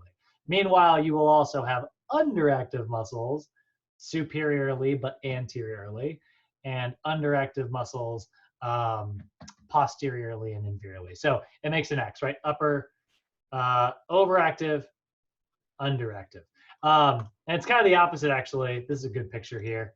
It's kind of the opposite, right? We've got overactive up here and here, right? And then the same thing is happening down here. So what's happening to the posture, actually, I'm going to pull that picture back up. You can kind of see with an anterior tilt, right? This is basically all the weight's coming forward this way. So the body has to find a way to counterbalance back here, which is why it creates this big arching back here. Then all the weight's being forward this way, which is again why they're rounding even further, right? By doing this, this is how you are maintaining your balance, right? Your body is staying in balance by like creating, you know, I pull too far this way, so it has to pull too far this way, rather than me just staying neutrally in a straight position. So if we're looking at upper crust syndrome, our probable overactive muscles are going, your probable overactive muscles are going to be a tight latissimus dorsi. Now, that one might seem surprising again, because like your lats are in charge of this, right? Like their primary job is to pull your arms down this way and to pull your arms back this way. But remember, they are also in charge of internal rotation, right? So they are also in charge of this. So when you see somebody pull their shoulders like that, that creates shoulder protraction, right? So the lats are going to be on that list. The pectoralis major, the pectoralis minor as well. So both of your pec muscles, right? Now remember, your pec muscles don't do the same thing. Like they may be pec muscles each, but the pectoralis major, if you look at it, it runs and inserts onto your humerus, right? So it's in charge of horizontal adduction, right? But if you look at your pectoralis minor, right? Actually, this is a great picture. So there's your pectoralis major, right? See how this is running all the way over and inserting onto this bone here? Now see this little bone right here that doesn't have anything attached to it? If we look at the pectoralis minor,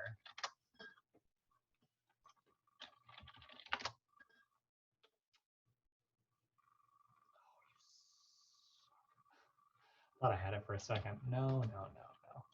All right, there's your pectoralis minor, right? We got these three ribs here. It inserts onto that little knob that we saw, right? That inserts onto your scapula. So your pec minor is really what's causing a lot of this protracting motion, right? Your pec minor's job is to protract and pull that way. But your pec major, again, pulls on the humerus, which allows that to kind of happen. So both of those are going to be key muscles here. Now you're also going to see the upper trapezius, right? So the upper trap muscle is elevating your scapula, but it's also attached in the front of your scapula. So it's elevating it, but it's also going to tilt it forward. Very similarly to your scalenes, right? Your scalenes are assisting in that forward posture. They're attached on the sides here, but slightly in the front. So they are also in charge of a little bit of elevation. The teres, they're going in a really weird order here. Next one, we're going to hold on, actually. What order do I want to go in? Yeah, actually, let's wait on the scalenes. Let's go next one, levator scapulae. Actually, you know what? I want levator before upper traps. Elevator. Right, so pec minor, going back just a little bit, pec minor is inserting onto your scapula. It's inserting on the front, right, as your scapula kind of reaches around with that coracoid process, right? And so that's pulling you into protraction. Now, your levator scapula, right? That's that muscle right here in the back that is attached to the very top of your scapula. If we look at that,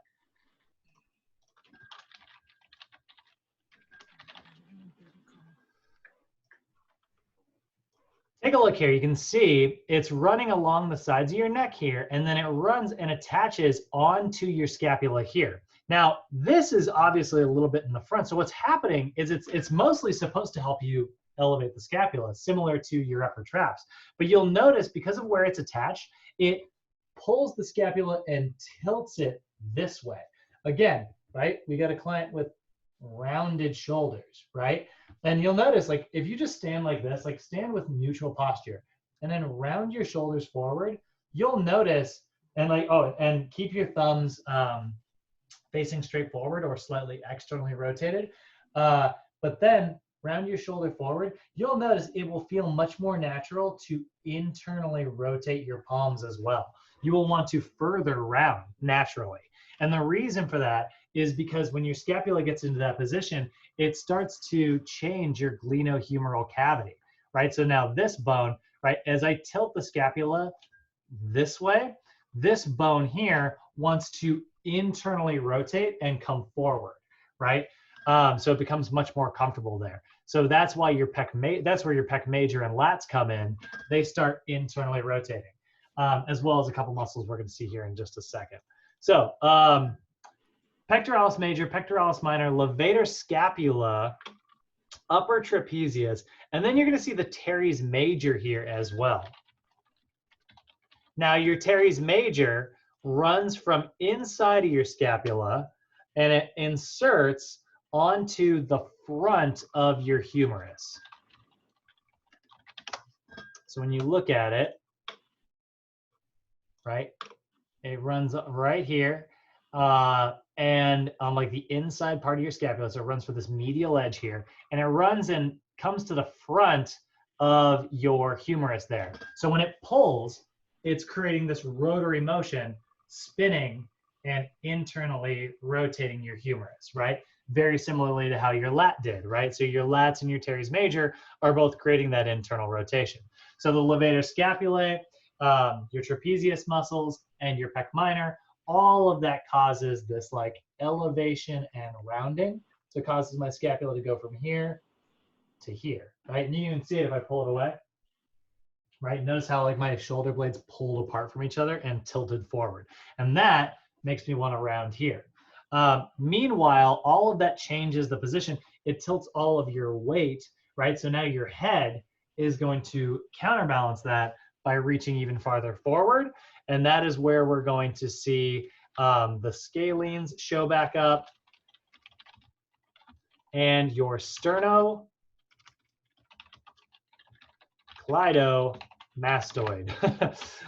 Best muscle ever. Your sternocleidomastoid, those huge muscles right here on the front.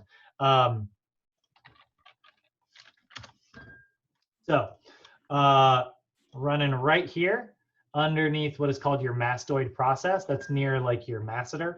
And then it runs down and inserts onto your collarbone here. Oh, it's so weird when they put the cartilage and the teeth on scale. Like when it's all together, it looks so odd.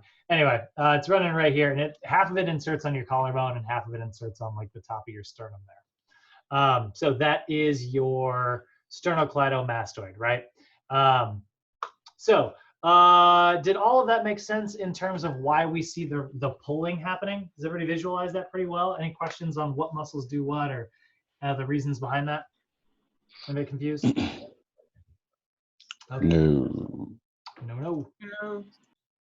All right, so now let's look at the underactive ones, right? Again, the underactives are always kind of easy to understand once you've got the overactive stuff out of the way.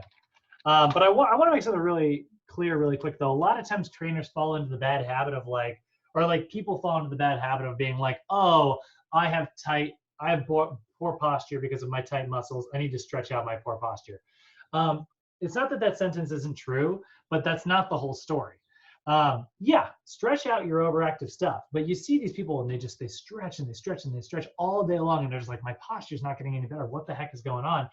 Well, you're only addressing half the problem, right? You are pulling the overactive stuff, but you're not like you're relaxing the overactive stuff, but you're not pulling with the overactive stuff, right? Remember, this is kind of like, you know, a joint's supposed to sit at this angle, but it's been pulled like this. You got overactive over here and underactive over here. You've loosened all this up, but you didn't pull back to neutral.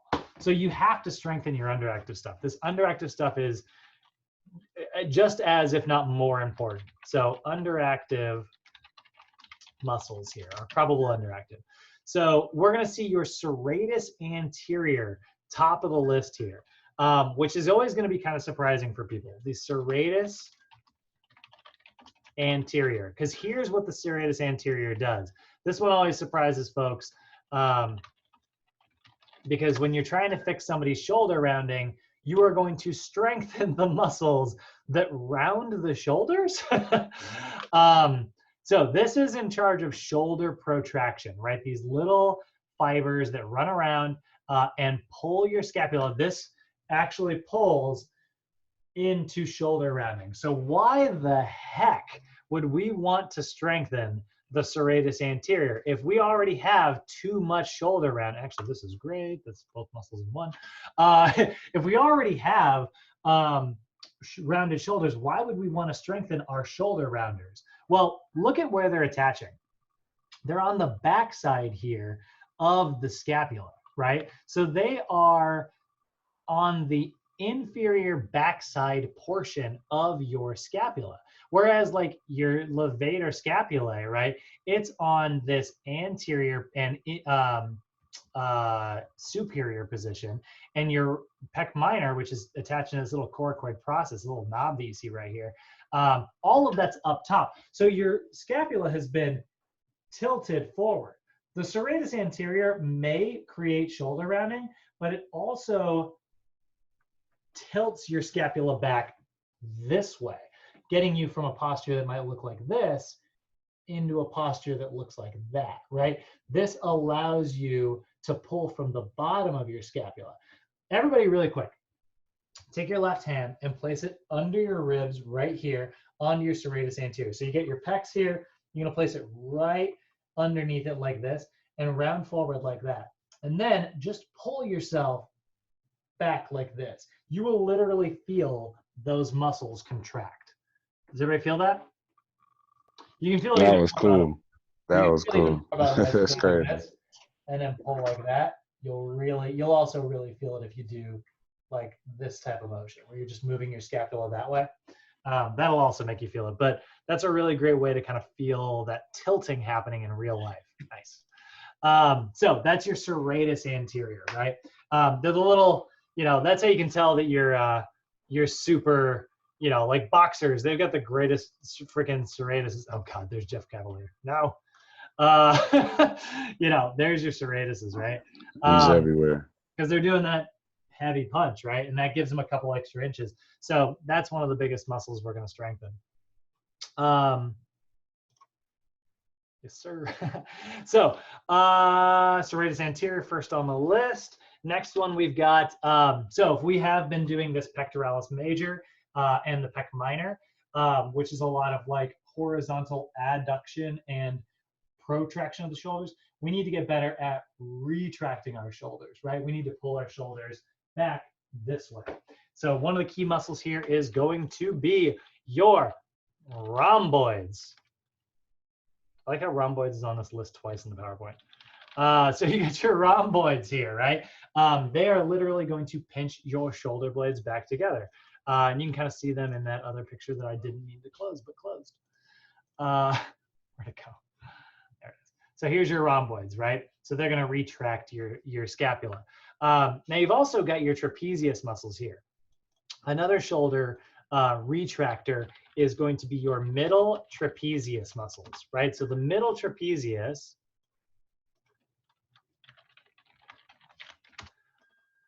are very similar, right? They are running along the scapula and they insert on the spine there. And so they are going to retract that scapula. Also a little bit of the fibers of your lower trapezius, but you'll also notice the lower trapezius muscles are pulling in this orientation, right? They pull down towards the floor. So we're going to see lower trapezius on this list as well for both reasons. Number one, it is in charge of shoulder retraction. But number two, it's also in charge of shoulder depression, right? It allows you to drop your shoulder blades down towards the floor, which if you got a client with overactive traps, they're going to have that elevated shoulder posture. So lower trapezius is going to be big there. Then you're going to see the infraspinatus. That is an external rotator. Teres minor should be on this list as well, by the way. But like that's the muscles of like your rotator cuff, right? Your infraspinatus is this little tiny rotator cuff muscle.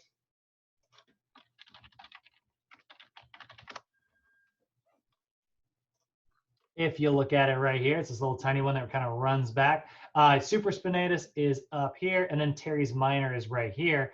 And then subscapularis also kind of running around. But then you're going to see, like, remember that teres major is kind of running underneath all of this stuff, and then it inserts on the front here. So those are, you know, the rotator cuff there. Remember yesterday we were talking about like force couples and how that's really like the steering wheel, right? Well, that steering wheel is happening in your forearm, right? It's just that all these little tiny muscles that you see right here have to work against that teres major muscle and the freaking lats. So like your lats are huge, pulling against all these little guys who are trying to like, like keep those arms back. It's just very hard for it to happen. So that's why shoulder rounding is so common. So infraspinatus is going to be there. And then we are going to see your deep cervical flexors. Now that's another one that sometimes is surprising. Let's look at the deep cervical flexors here. Right, so your deep cervical flexors are these neck muscles running around here. This is your longus capitis and this is your longus coli. So those are both here in the front of your neck. Again, that sometimes gets surprising. When you think of like an overactive sternocleidomastoid, that's causing the forward head posture. So why the heck would we strengthen more muscles on the front of the neck? Well, your sternocleidomastoid is in charge of this motion. Right? It does a little bit of this as well, but kind of weakly. But your deep cervical flexors, they are in charge of this. They're in charge of pulling your head back like this and tucking your chin. So when you see somebody with an overactive sternocleidomastoid, there's somebody who likes to look down at the floor like this, right? Instead of just glancing down. So we want to train them to get better at just simply glancing down. You want to create that double chin. That's how you activate that deep cervical flexor. So those are our 3 most common postural distortions. Do you guys have any questions on any of that? No, sir. No, sir. All right. Well, then let's fix it, shall we? Let's actually get into how we fix this stuff. In the corner, where is it? There.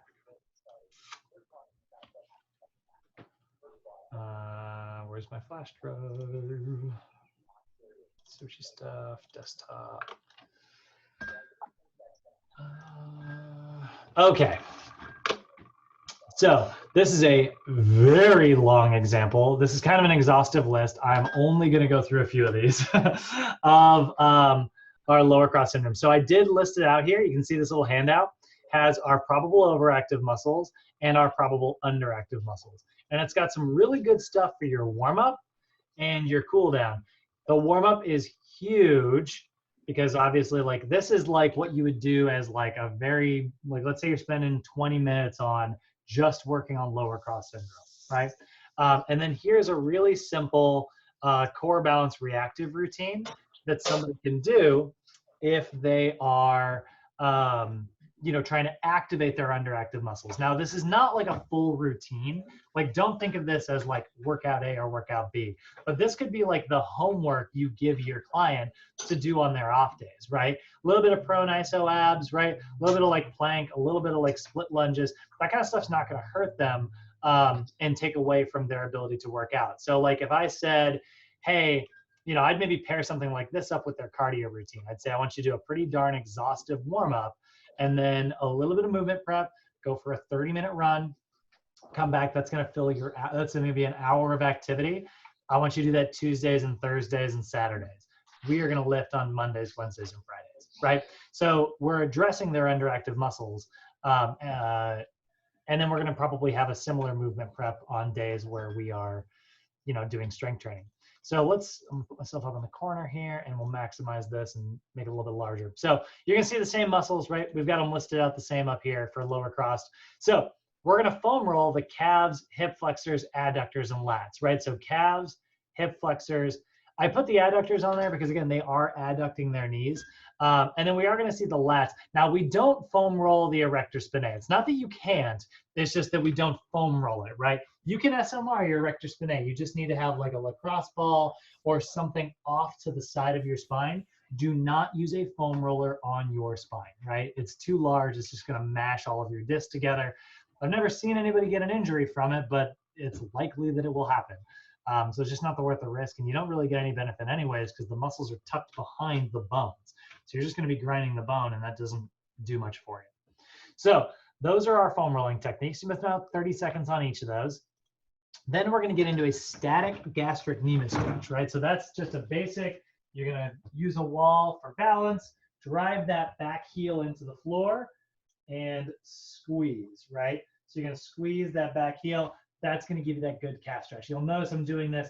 I'm squeezing my glute. I should do this like, I'm squeezing my glute, right? On this same side, I'm squeezing my hamstrings. I'm squeezing my quads into knee extension. I'm straightening out that leg, and the further I lunge forward, the deeper a stretch I'm going to get. But do not let your clients bend their knee because that is going to be our next stretch, which is your static soleus stretch.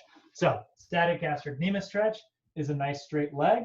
Static soleus stretch, I'm going to bend my knee and come down towards the floor, right? That bending motion, you guys can see that, right? Hold on. Let me tilt this down slightly. That bending motion allows me to get into my soleus. On both of these, I got to make sure I don't let my client, I'm going to show you from the front, do this, right? I don't want to let my client like turn their foot away because that is not a calf stretch anymore. If it is a calf stretch, it's only the medial portion. I want to get that lateral portion. If you really want to target that lateral portion a little more, you can even encourage your client to do slight internal rotation, but don't take it too far. Then we got a static standing adductor stretch. That one's actually really simple. You're just going to go here. You're going to step away. Now, when you're setting this up, a common mistake that people make when they're doing adductor stretches, you don't just want to go straight to the side. Your adductors are also a little bit, they're kind of weak hip flexors actually. And so what you want to do is you want to actually take a kind of a half step forward. I like to line my heel on the side that I'm stepping away with. I like to line that heel up with the toes of my opposite leg. And then I'm going to step away. I'm going to keep both toes pointing straight forward. I'm going to lunge out over this thigh here, and I'm going to squeeze my glutes on my right side. That's going to stretch out my adductor over here. I'm not really going all that far right now because I don't have that much room. I guess that kind of works. Otherwise, I'm just going to be like, goodbye, everybody, and just head into my closet. Then we got a kneeling hip flexor stretch. So kneeling hip flexor stretch is where we are going to go down to the floor. You're going to take one thigh forward, rest your hand on that opposite leg. Now, when you're doing this, you're going to focus primarily on lunging forward, and you are resisting hip flexion, right? So remember, your client has an, well, actually, this is lower cross syndrome, but remember, your hip flexors are in charge of anteriorly tilting the pelvis. So you don't want to do your kneeling hip flexor stretch like this, right? You see people do this all the time. They'll do this. Oh, all right, hold on. Friggin' thing. Oh, God, I forgot the kettlebells are in front of it. Well, I'm just going to go ahead and break my whole apartment here. Also, I have not swept under that in a while. All right. So if I'm looking at this here, right? If I go like this, you see a lot of people do hip flexor stretches, and they'll go into this like big arch motion. The reason they're going to that arch is because this muscle's trying not to stretch. So if you want to stretch your hip flexor, it's in charge of anteriorly tilting your pelvis. You need to posteriorly tilt your pelvis and squeeze your glute. That glute is opposite of the hip flexor, right? So you squeeze the glute. You can take that arm up if your client can do it, but a lot of times when I'm just working with my new clients, I just have them focus on just doing this. And that way they can get used to, going into hip extension. Once they're good at it and you want to get the upper hip flexors like your psoas, then you can take your arm up, which stretches that out further. And now you can get into that big kneeling hip flexor stretch. Anybody have any questions on that one? That one sometimes, that one's a little more technical than the others. Questions, comments, nothing? Okay. Did I miss a chat bubble or anything? No, I did not. Okay, so next one we've got is the standing TFL. This is very similar. Remember, your TFL is a hip flexor, right? I'm actually going to use my back because I'm on hardwood and socks. This, if you've wondered why this is here. So I'm going to take a big step back here with my right leg. Now, that is taking me into hip extension, right? Like my right leg is now into hip extension. But so I'm stretching a little bit with the TFL, but remember, it's also an internal rotator. So I'm going to externally rotate my foot away. You don't want to go straight out to 90 degrees. This is a common mistake people make, is they just point it this way. You want about a 30 to 45 degree angle, okay? Now, when I do that, notice how my hips opened up this way as well. I don't want that either. I want to go straight forward. So I'm going to lunge forward, and now I'm going to get a good TFL stretch. I want to make that even more. I can take my arm up, and then I can even lean away a little bit. However, if your client doesn't have the balance to do this, I don't recommend the lean unless your client has a good balance. Okay. Biceps femoris stretch. I hate demoing this thing. It hurts so bad on me. So, and I'm really sore from yesterday.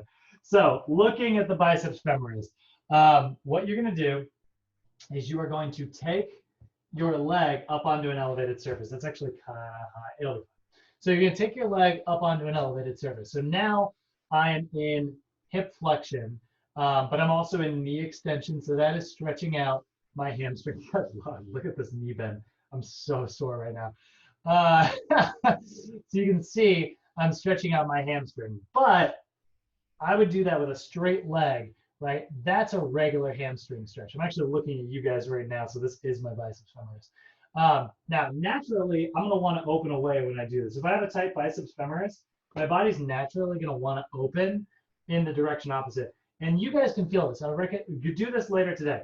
Take your leg up and rotate your pelvis towards the leg and then rotate it away. You will feel the stretch. When you rotate your pelvis this way, you'll feel the stretch on the lateral side of your hamstring.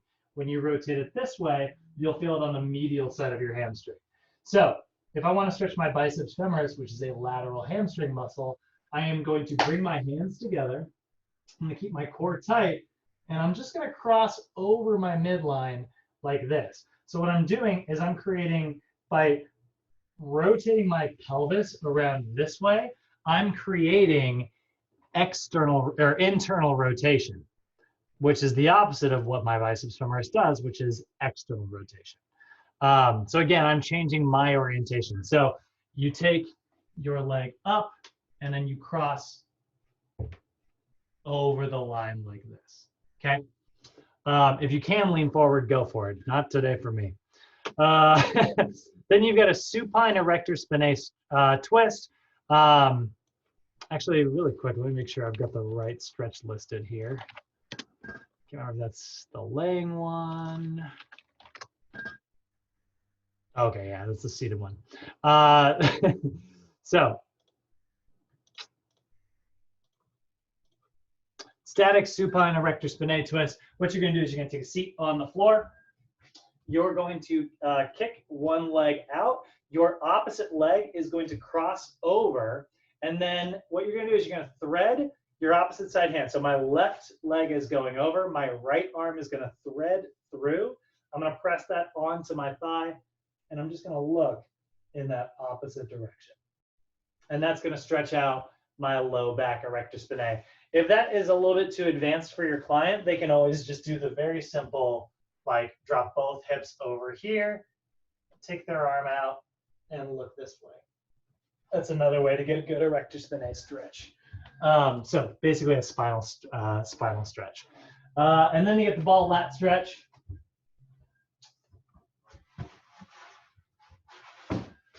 Ball lat stretch is just going to be right here. Your hand is going to go up on top of the ball, and you're going to stretch that out just like this. Okay, and they're going to hold that. So we picked static stretches for all of these because those are all corrective flexibility examples, right? We are trying to correct posture.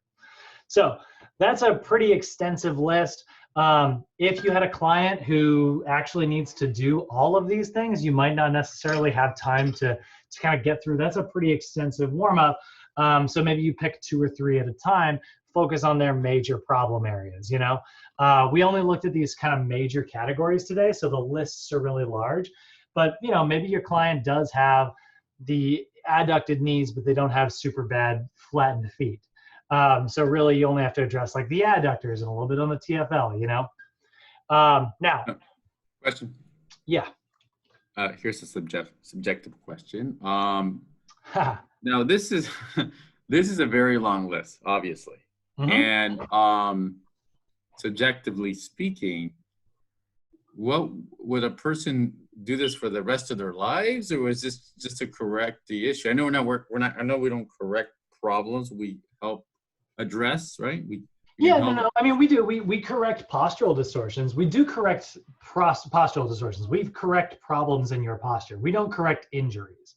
Like if you're injured, I'm not treating that injury. But why did you get injured? Because you have poor posture, right? Right. So, how long have you seen a client have to do this until they don't have to do it anymore and they can just go and squat? It's a very, very, here's the thing. It's these are habits that you have created over a lifetime. Yes. And so like, you know, a month of gym sessions is not going to fix that, you know?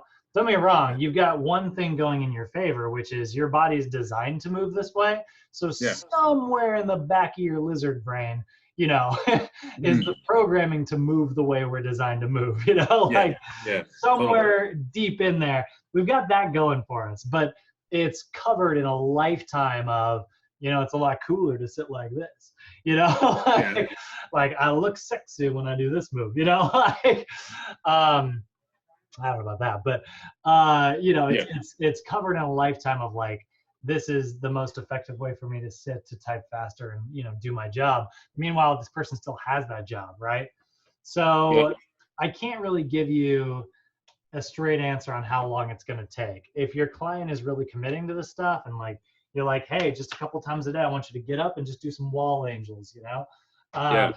If they do that, then great. It's going to get fixed a lot better. But it's like all of this stuff works if you do it. You know what I mean? Yep. And it will work faster the more you commit to doing it. So I know it's not exactly like an actual answer, I know, but that's I mean, it's an answer. I would say that the reason I'm asking is because obviously, you know, in gyms, you see this all the time. Most people are so out of balance when they're doing squats, but yet they do it so with so much confidence that they think they're doing a squat properly. Sure. But based on this knowledge, obviously they're hurting themselves and further pushing the imbalance, which is. Well, I'll give you an example. I'll do a little dig on myself here. I mean, like I always tell you guys, like I've got my own postural distortions. And like, I'll complain about like how my back hurts. And I'm like, oh, my back hurts. And then like, I've had clients literally be like, shouldn't you go stretch your hamstrings? And I'm like, yeah. And it's like, mother trucker, that's the answer. Go do it. You know, like you know, my job is to teach you how to do these things. And even I, you know, I don't do them all the time. So I think like, you know, you got to fight like because I don't, you know, I like doing what I like to do, and I dislike doing what's uncomfortable, you know? Yeah. So like, I think you're always going to have to kind of fight against that. That's the more you are able to kind of push yourself out of your comfort and do the things that are necessary to fix your posture, you know? Yes. I tell my mom every day to go for a walk. You know, it's the one thing that's going to help her. And I'm like, it's really, she's like, I don't know why I'm struggling with this. I'm like, I do. Same thing I've been telling you for the last 10 years. You know, and it's like the answer hasn't changed. But you know how you talk about that? I actually struggle with my parents also. Like my mother, when you talk about, you know, how you guys interact regarding the workout, it's the same situation. Exactly the same situation. Like you said, since, you know, that they saw you as a baby, I don't think they see you as an adult. Oh, totally. It's your clients too, though. You know, your clients are, you know, we all live in this world, right? Like your clients live in the same world that we do, which is this world filled with advertisements for magic solutions, right? Like human nature is to search for the silver bullet. We have, how many stories out there do we have, you know, like the Lord of the Rings, the one thing, right? Like they take a freaking axe to that ring, nothing happens. There's no way to destroy it. Oh, unless one thing, cast it into the volcano, right? That's the one thing, right? How do you kill a werewolf? One way, silver bullet, right? We have a lot of stories, and we live in this world where it's like, hey, you're losing your hair. The one thing that'll work is Rogaine, right? Like, hey, are you, you know, unpopular? The one thing that'll work is to buy this car. You know, like that's how advertising works. You know, like we live in this world where we are inundated with the one solution. And what sucks is like those magic solutions seem really easy. So now we also have the perception that the one thing is easy. It's one and it's simple. But the real answer is that it's like, well, the actual solution to your postural distortions is, it is one thing. It's do this work, but that one thing is a lot of work. And it's like, whoa, whoa, whoa, whoa, whoa. My whole life, I've been told that the one thing is supposed to be easy. That's like, it's just not, you know? Something else I can add to this, you know, maybe everyone can, you know, pick. I'm sure everybody here's heard a friend talk about their workout routine works better for them. They're not open-minded to whether, you know, like I would say corrective exercise. Sure. It doesn't seem like they want to do it. Part of it is because of the work, right? Yeah. I've proposed this to friends, and they're like, "Oh, I'd rather do P90X and do all of that stretching." Yep. You know. Yeah, so. I mean, I'll play devil's advocate. They would probably rather do it because they've done something similar to it, and they did succeed a little bit. A little bit. You know, but they probably succeeded. What again that something we are susceptible to just with our basic human psychology is, it did work on the things that is most important to us. You know, like I consider myself a pretty solid athlete, right? Because I play a lot of one sport. But the minute I go out and play tennis, I'm like, oh my God, I am not an athlete. Oh, I suck at this. Oh my gosh. Like, it's like, so then my brain goes, wow, it's a dumb sport anyways. You know, like that's the natural, you know, reaction to kind of protect my own ego. Of course.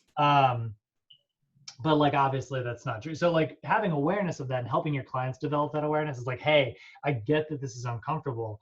And I get that you really like that exercise and that is comfortable and you are good at that. What we're here to do though, is to work on the stuff you're not good at, you know? So we're not saying that, I'm not saying P90X is bad. You know, I would never say that.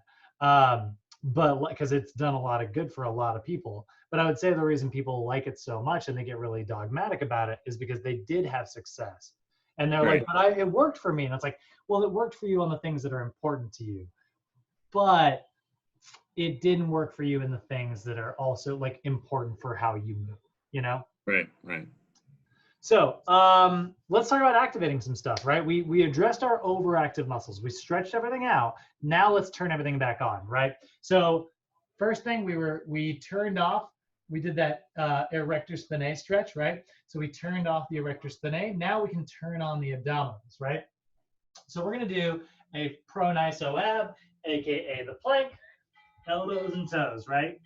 Solid, you know, and contract that. And again, I'm going to encourage my clients to squeeze their glutes during this. They have overactive hip flexors, right? Which means that their glutes are weakened.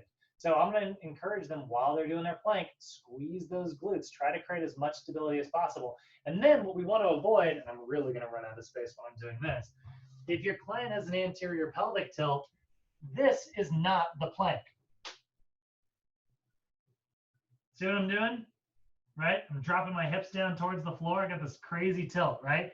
I'm going to encourage my client to create a little bit of a hollow cavern, right?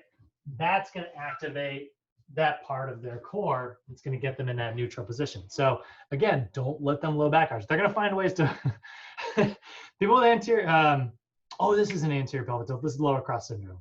Well, anyways, you still want to do, you know, core stuff. Dang it.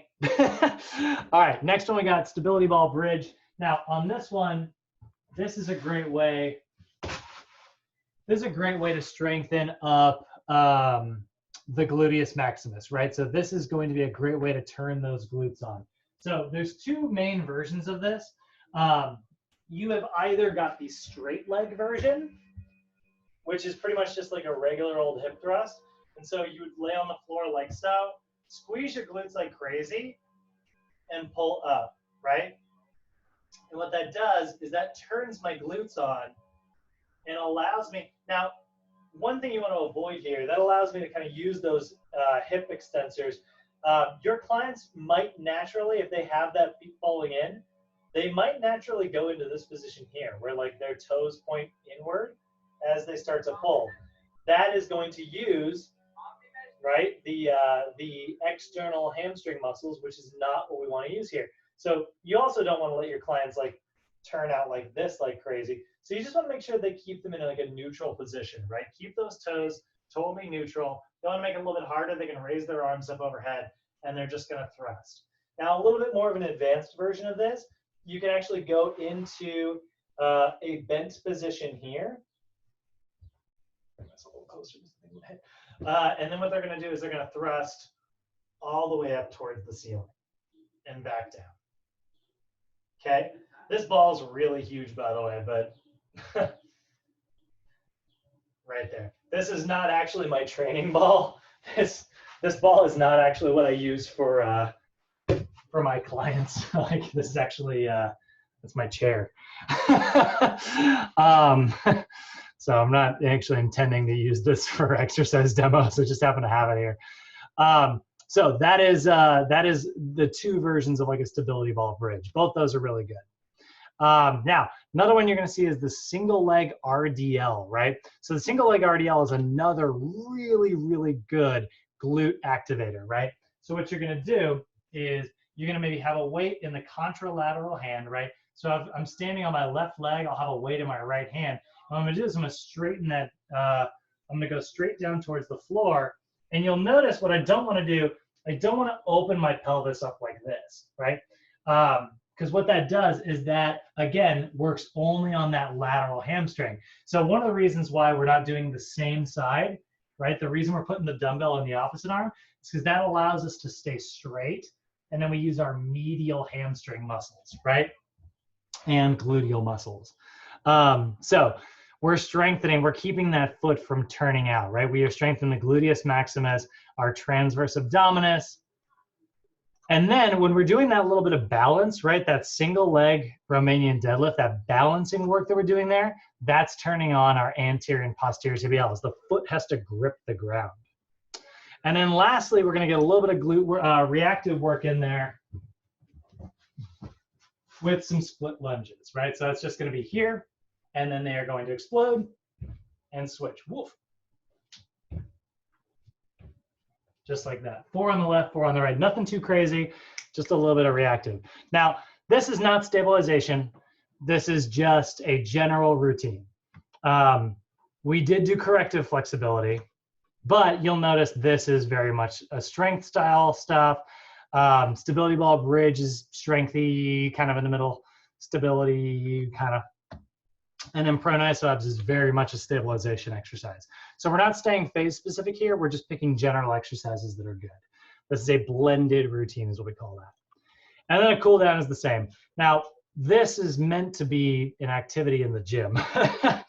This is meant to be like, okay, let's go to the gym and do it. And then like tomorrow we do the next one. But I'm going to kind of show you these other two here before I send them out. And I'll actually put these all on one sheet instead of having them as separate. Oh, this is lower cross syndrome.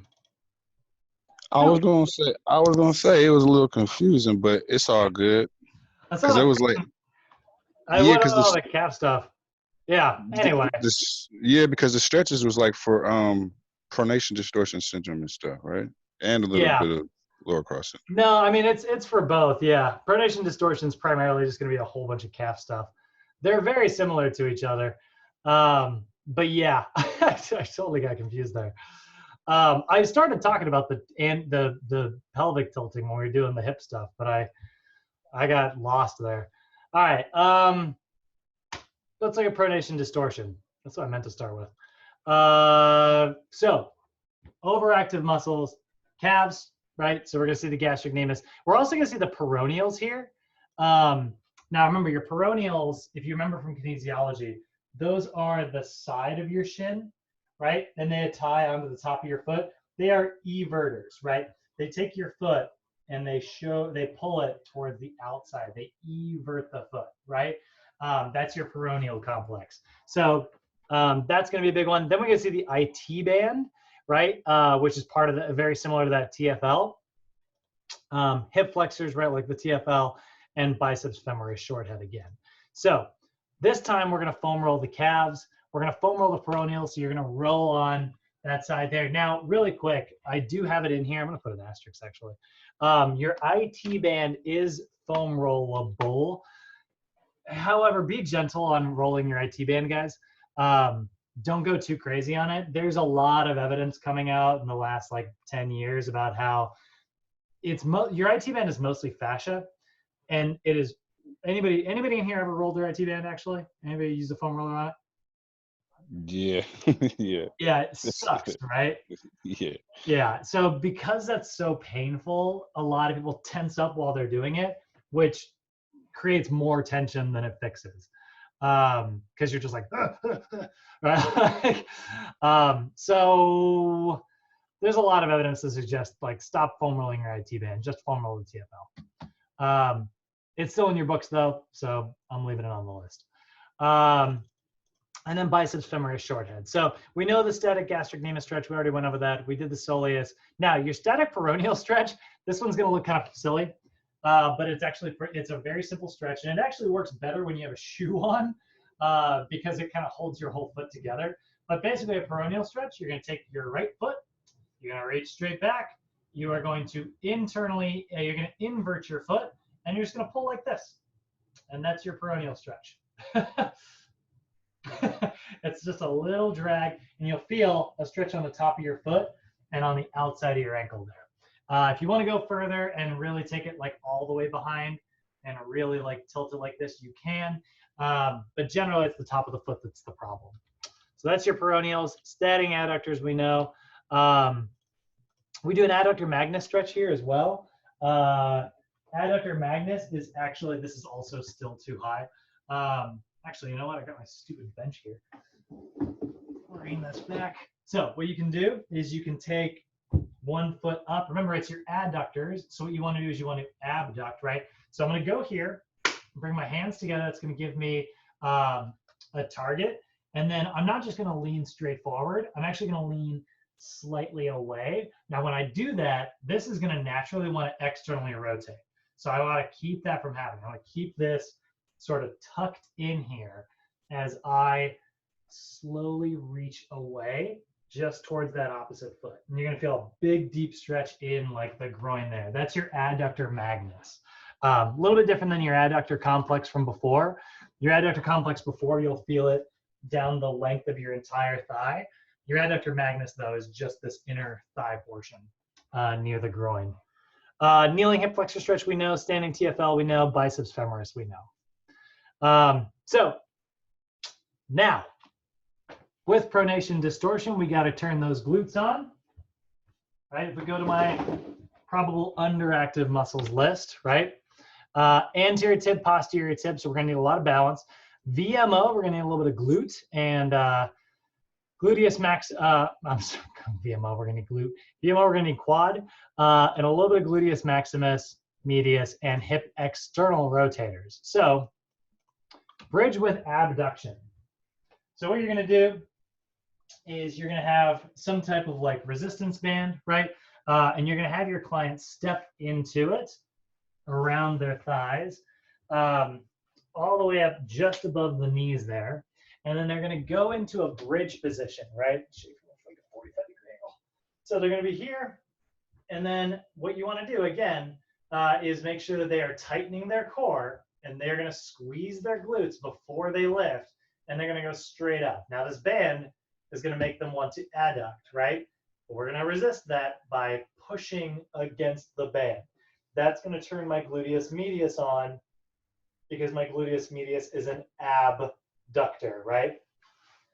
It's also an external rotator. And so by doing that external rotation, I'm activating the opposite of those pronator muscles. Then we've got the modified side plank with hip abduction. This is another great way to turn your glutes on. So modified side plank. So you got side plank, right? Youch. Hardwood floors. Side plank is right here. Modified side plank is where you're actually going to go into a bent knee position here. Take that leg out and kick. Okay, that's a great way to turn on that glute. Okay, just make sure your client doesn't do this. We turn their foot straight up, because then they're just doing hip flexion. And that's not the goal. Step up to balance in the frontal and transverse planes, right? Step up to balance is good, but particularly the frontal and transverse ones are really going to challenge those abductor muscles, right? So frontal plane, step up to balance. I'm going to step while facing this way and balance. Transverse version, I'm going to turn and come back down.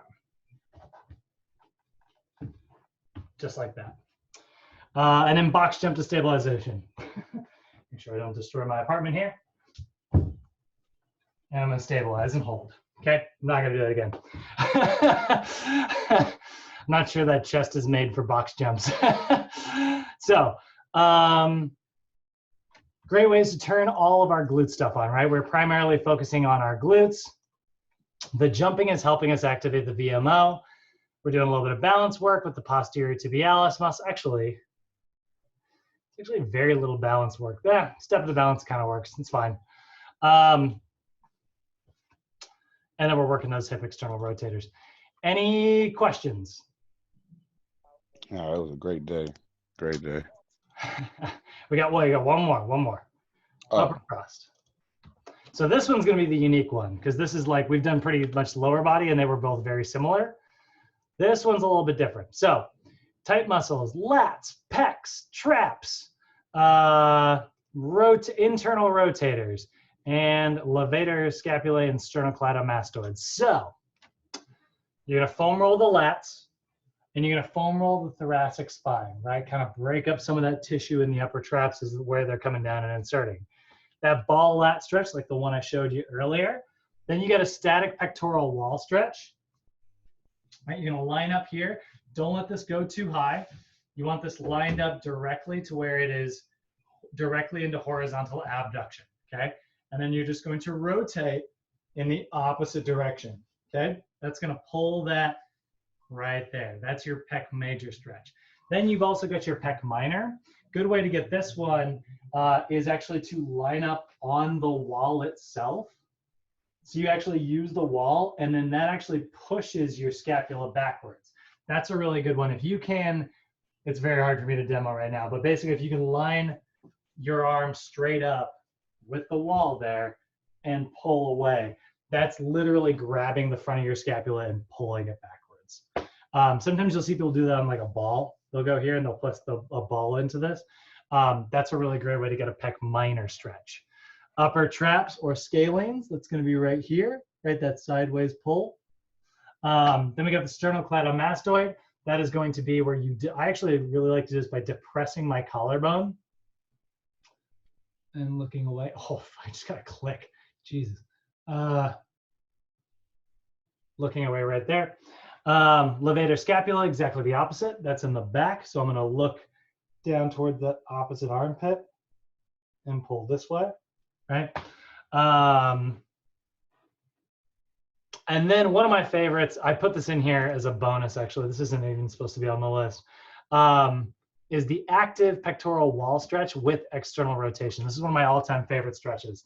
I can't really demo it so you guys can see. So what I'm going to do is I'm going to kind of fake. Normally you would put your elbow, brace it along the wall. But then what you're going to do, once it's braced there, pull your arm back for 2 seconds and then relax. Pull your arm back. So you are pulling it into external rotation, relax, external rotation. That's one of my all-time favorite stretches for that friggin' evil teres major. So that's a really good one. Now, if you have a client with lower crossed syndrome, their erector spinae is already overactive. So this exercise is not the way to go. This is your isoprone cobra, which can be for the erector spinae. So if you have a client with a low back arch, you're going to want to pick something else. But with a client who is just shoulder rounding, we know that we see an overactive serratus, an underactive serratus anterior, rhomboids, both of their traps, and deep cervical flexors and infraspinatus. So we don't actually have an exercise here directly for like the neck, but we do have like a chin tuck bridge, right? We have a bridge, which is just a great way to get like a little bit of glute work in, and you're gonna ask them to tuck their chin. Actually, let's do the cobra first. So cobra first, sorry, is gonna be right here. This is a great way to turn on your low traps, right? So they're gonna be in the downward position. Rather than doing a Superman, can you see that? Rather than doing like a Superman with their arms up, they're gonna take their arms back into an A position and externally rotate the arms. And then they're gonna pull like this. Notice how I'm not doing this. Do not take your head up. It is not a neck exercise. It is a mid to low back exercise. So tuck your chin. We wanna strengthen those deep cervical flexors. So we're gonna go here, tuck, and pull. And pull. Okay. Chin tuck bridges. I'm back on the floor. So chin tuck bridges are going to be right here. It's really no different than a normal bridge. You're just going to put a little bit of extra emphasis rather than letting your client look behind them like this. You want to just lift their head up, tuck, get into that double chin mode, and bridge. Okay. A little bit of glute work while you're working on the sternocleidomastoid, right? I can't read that far away. Now, single leg.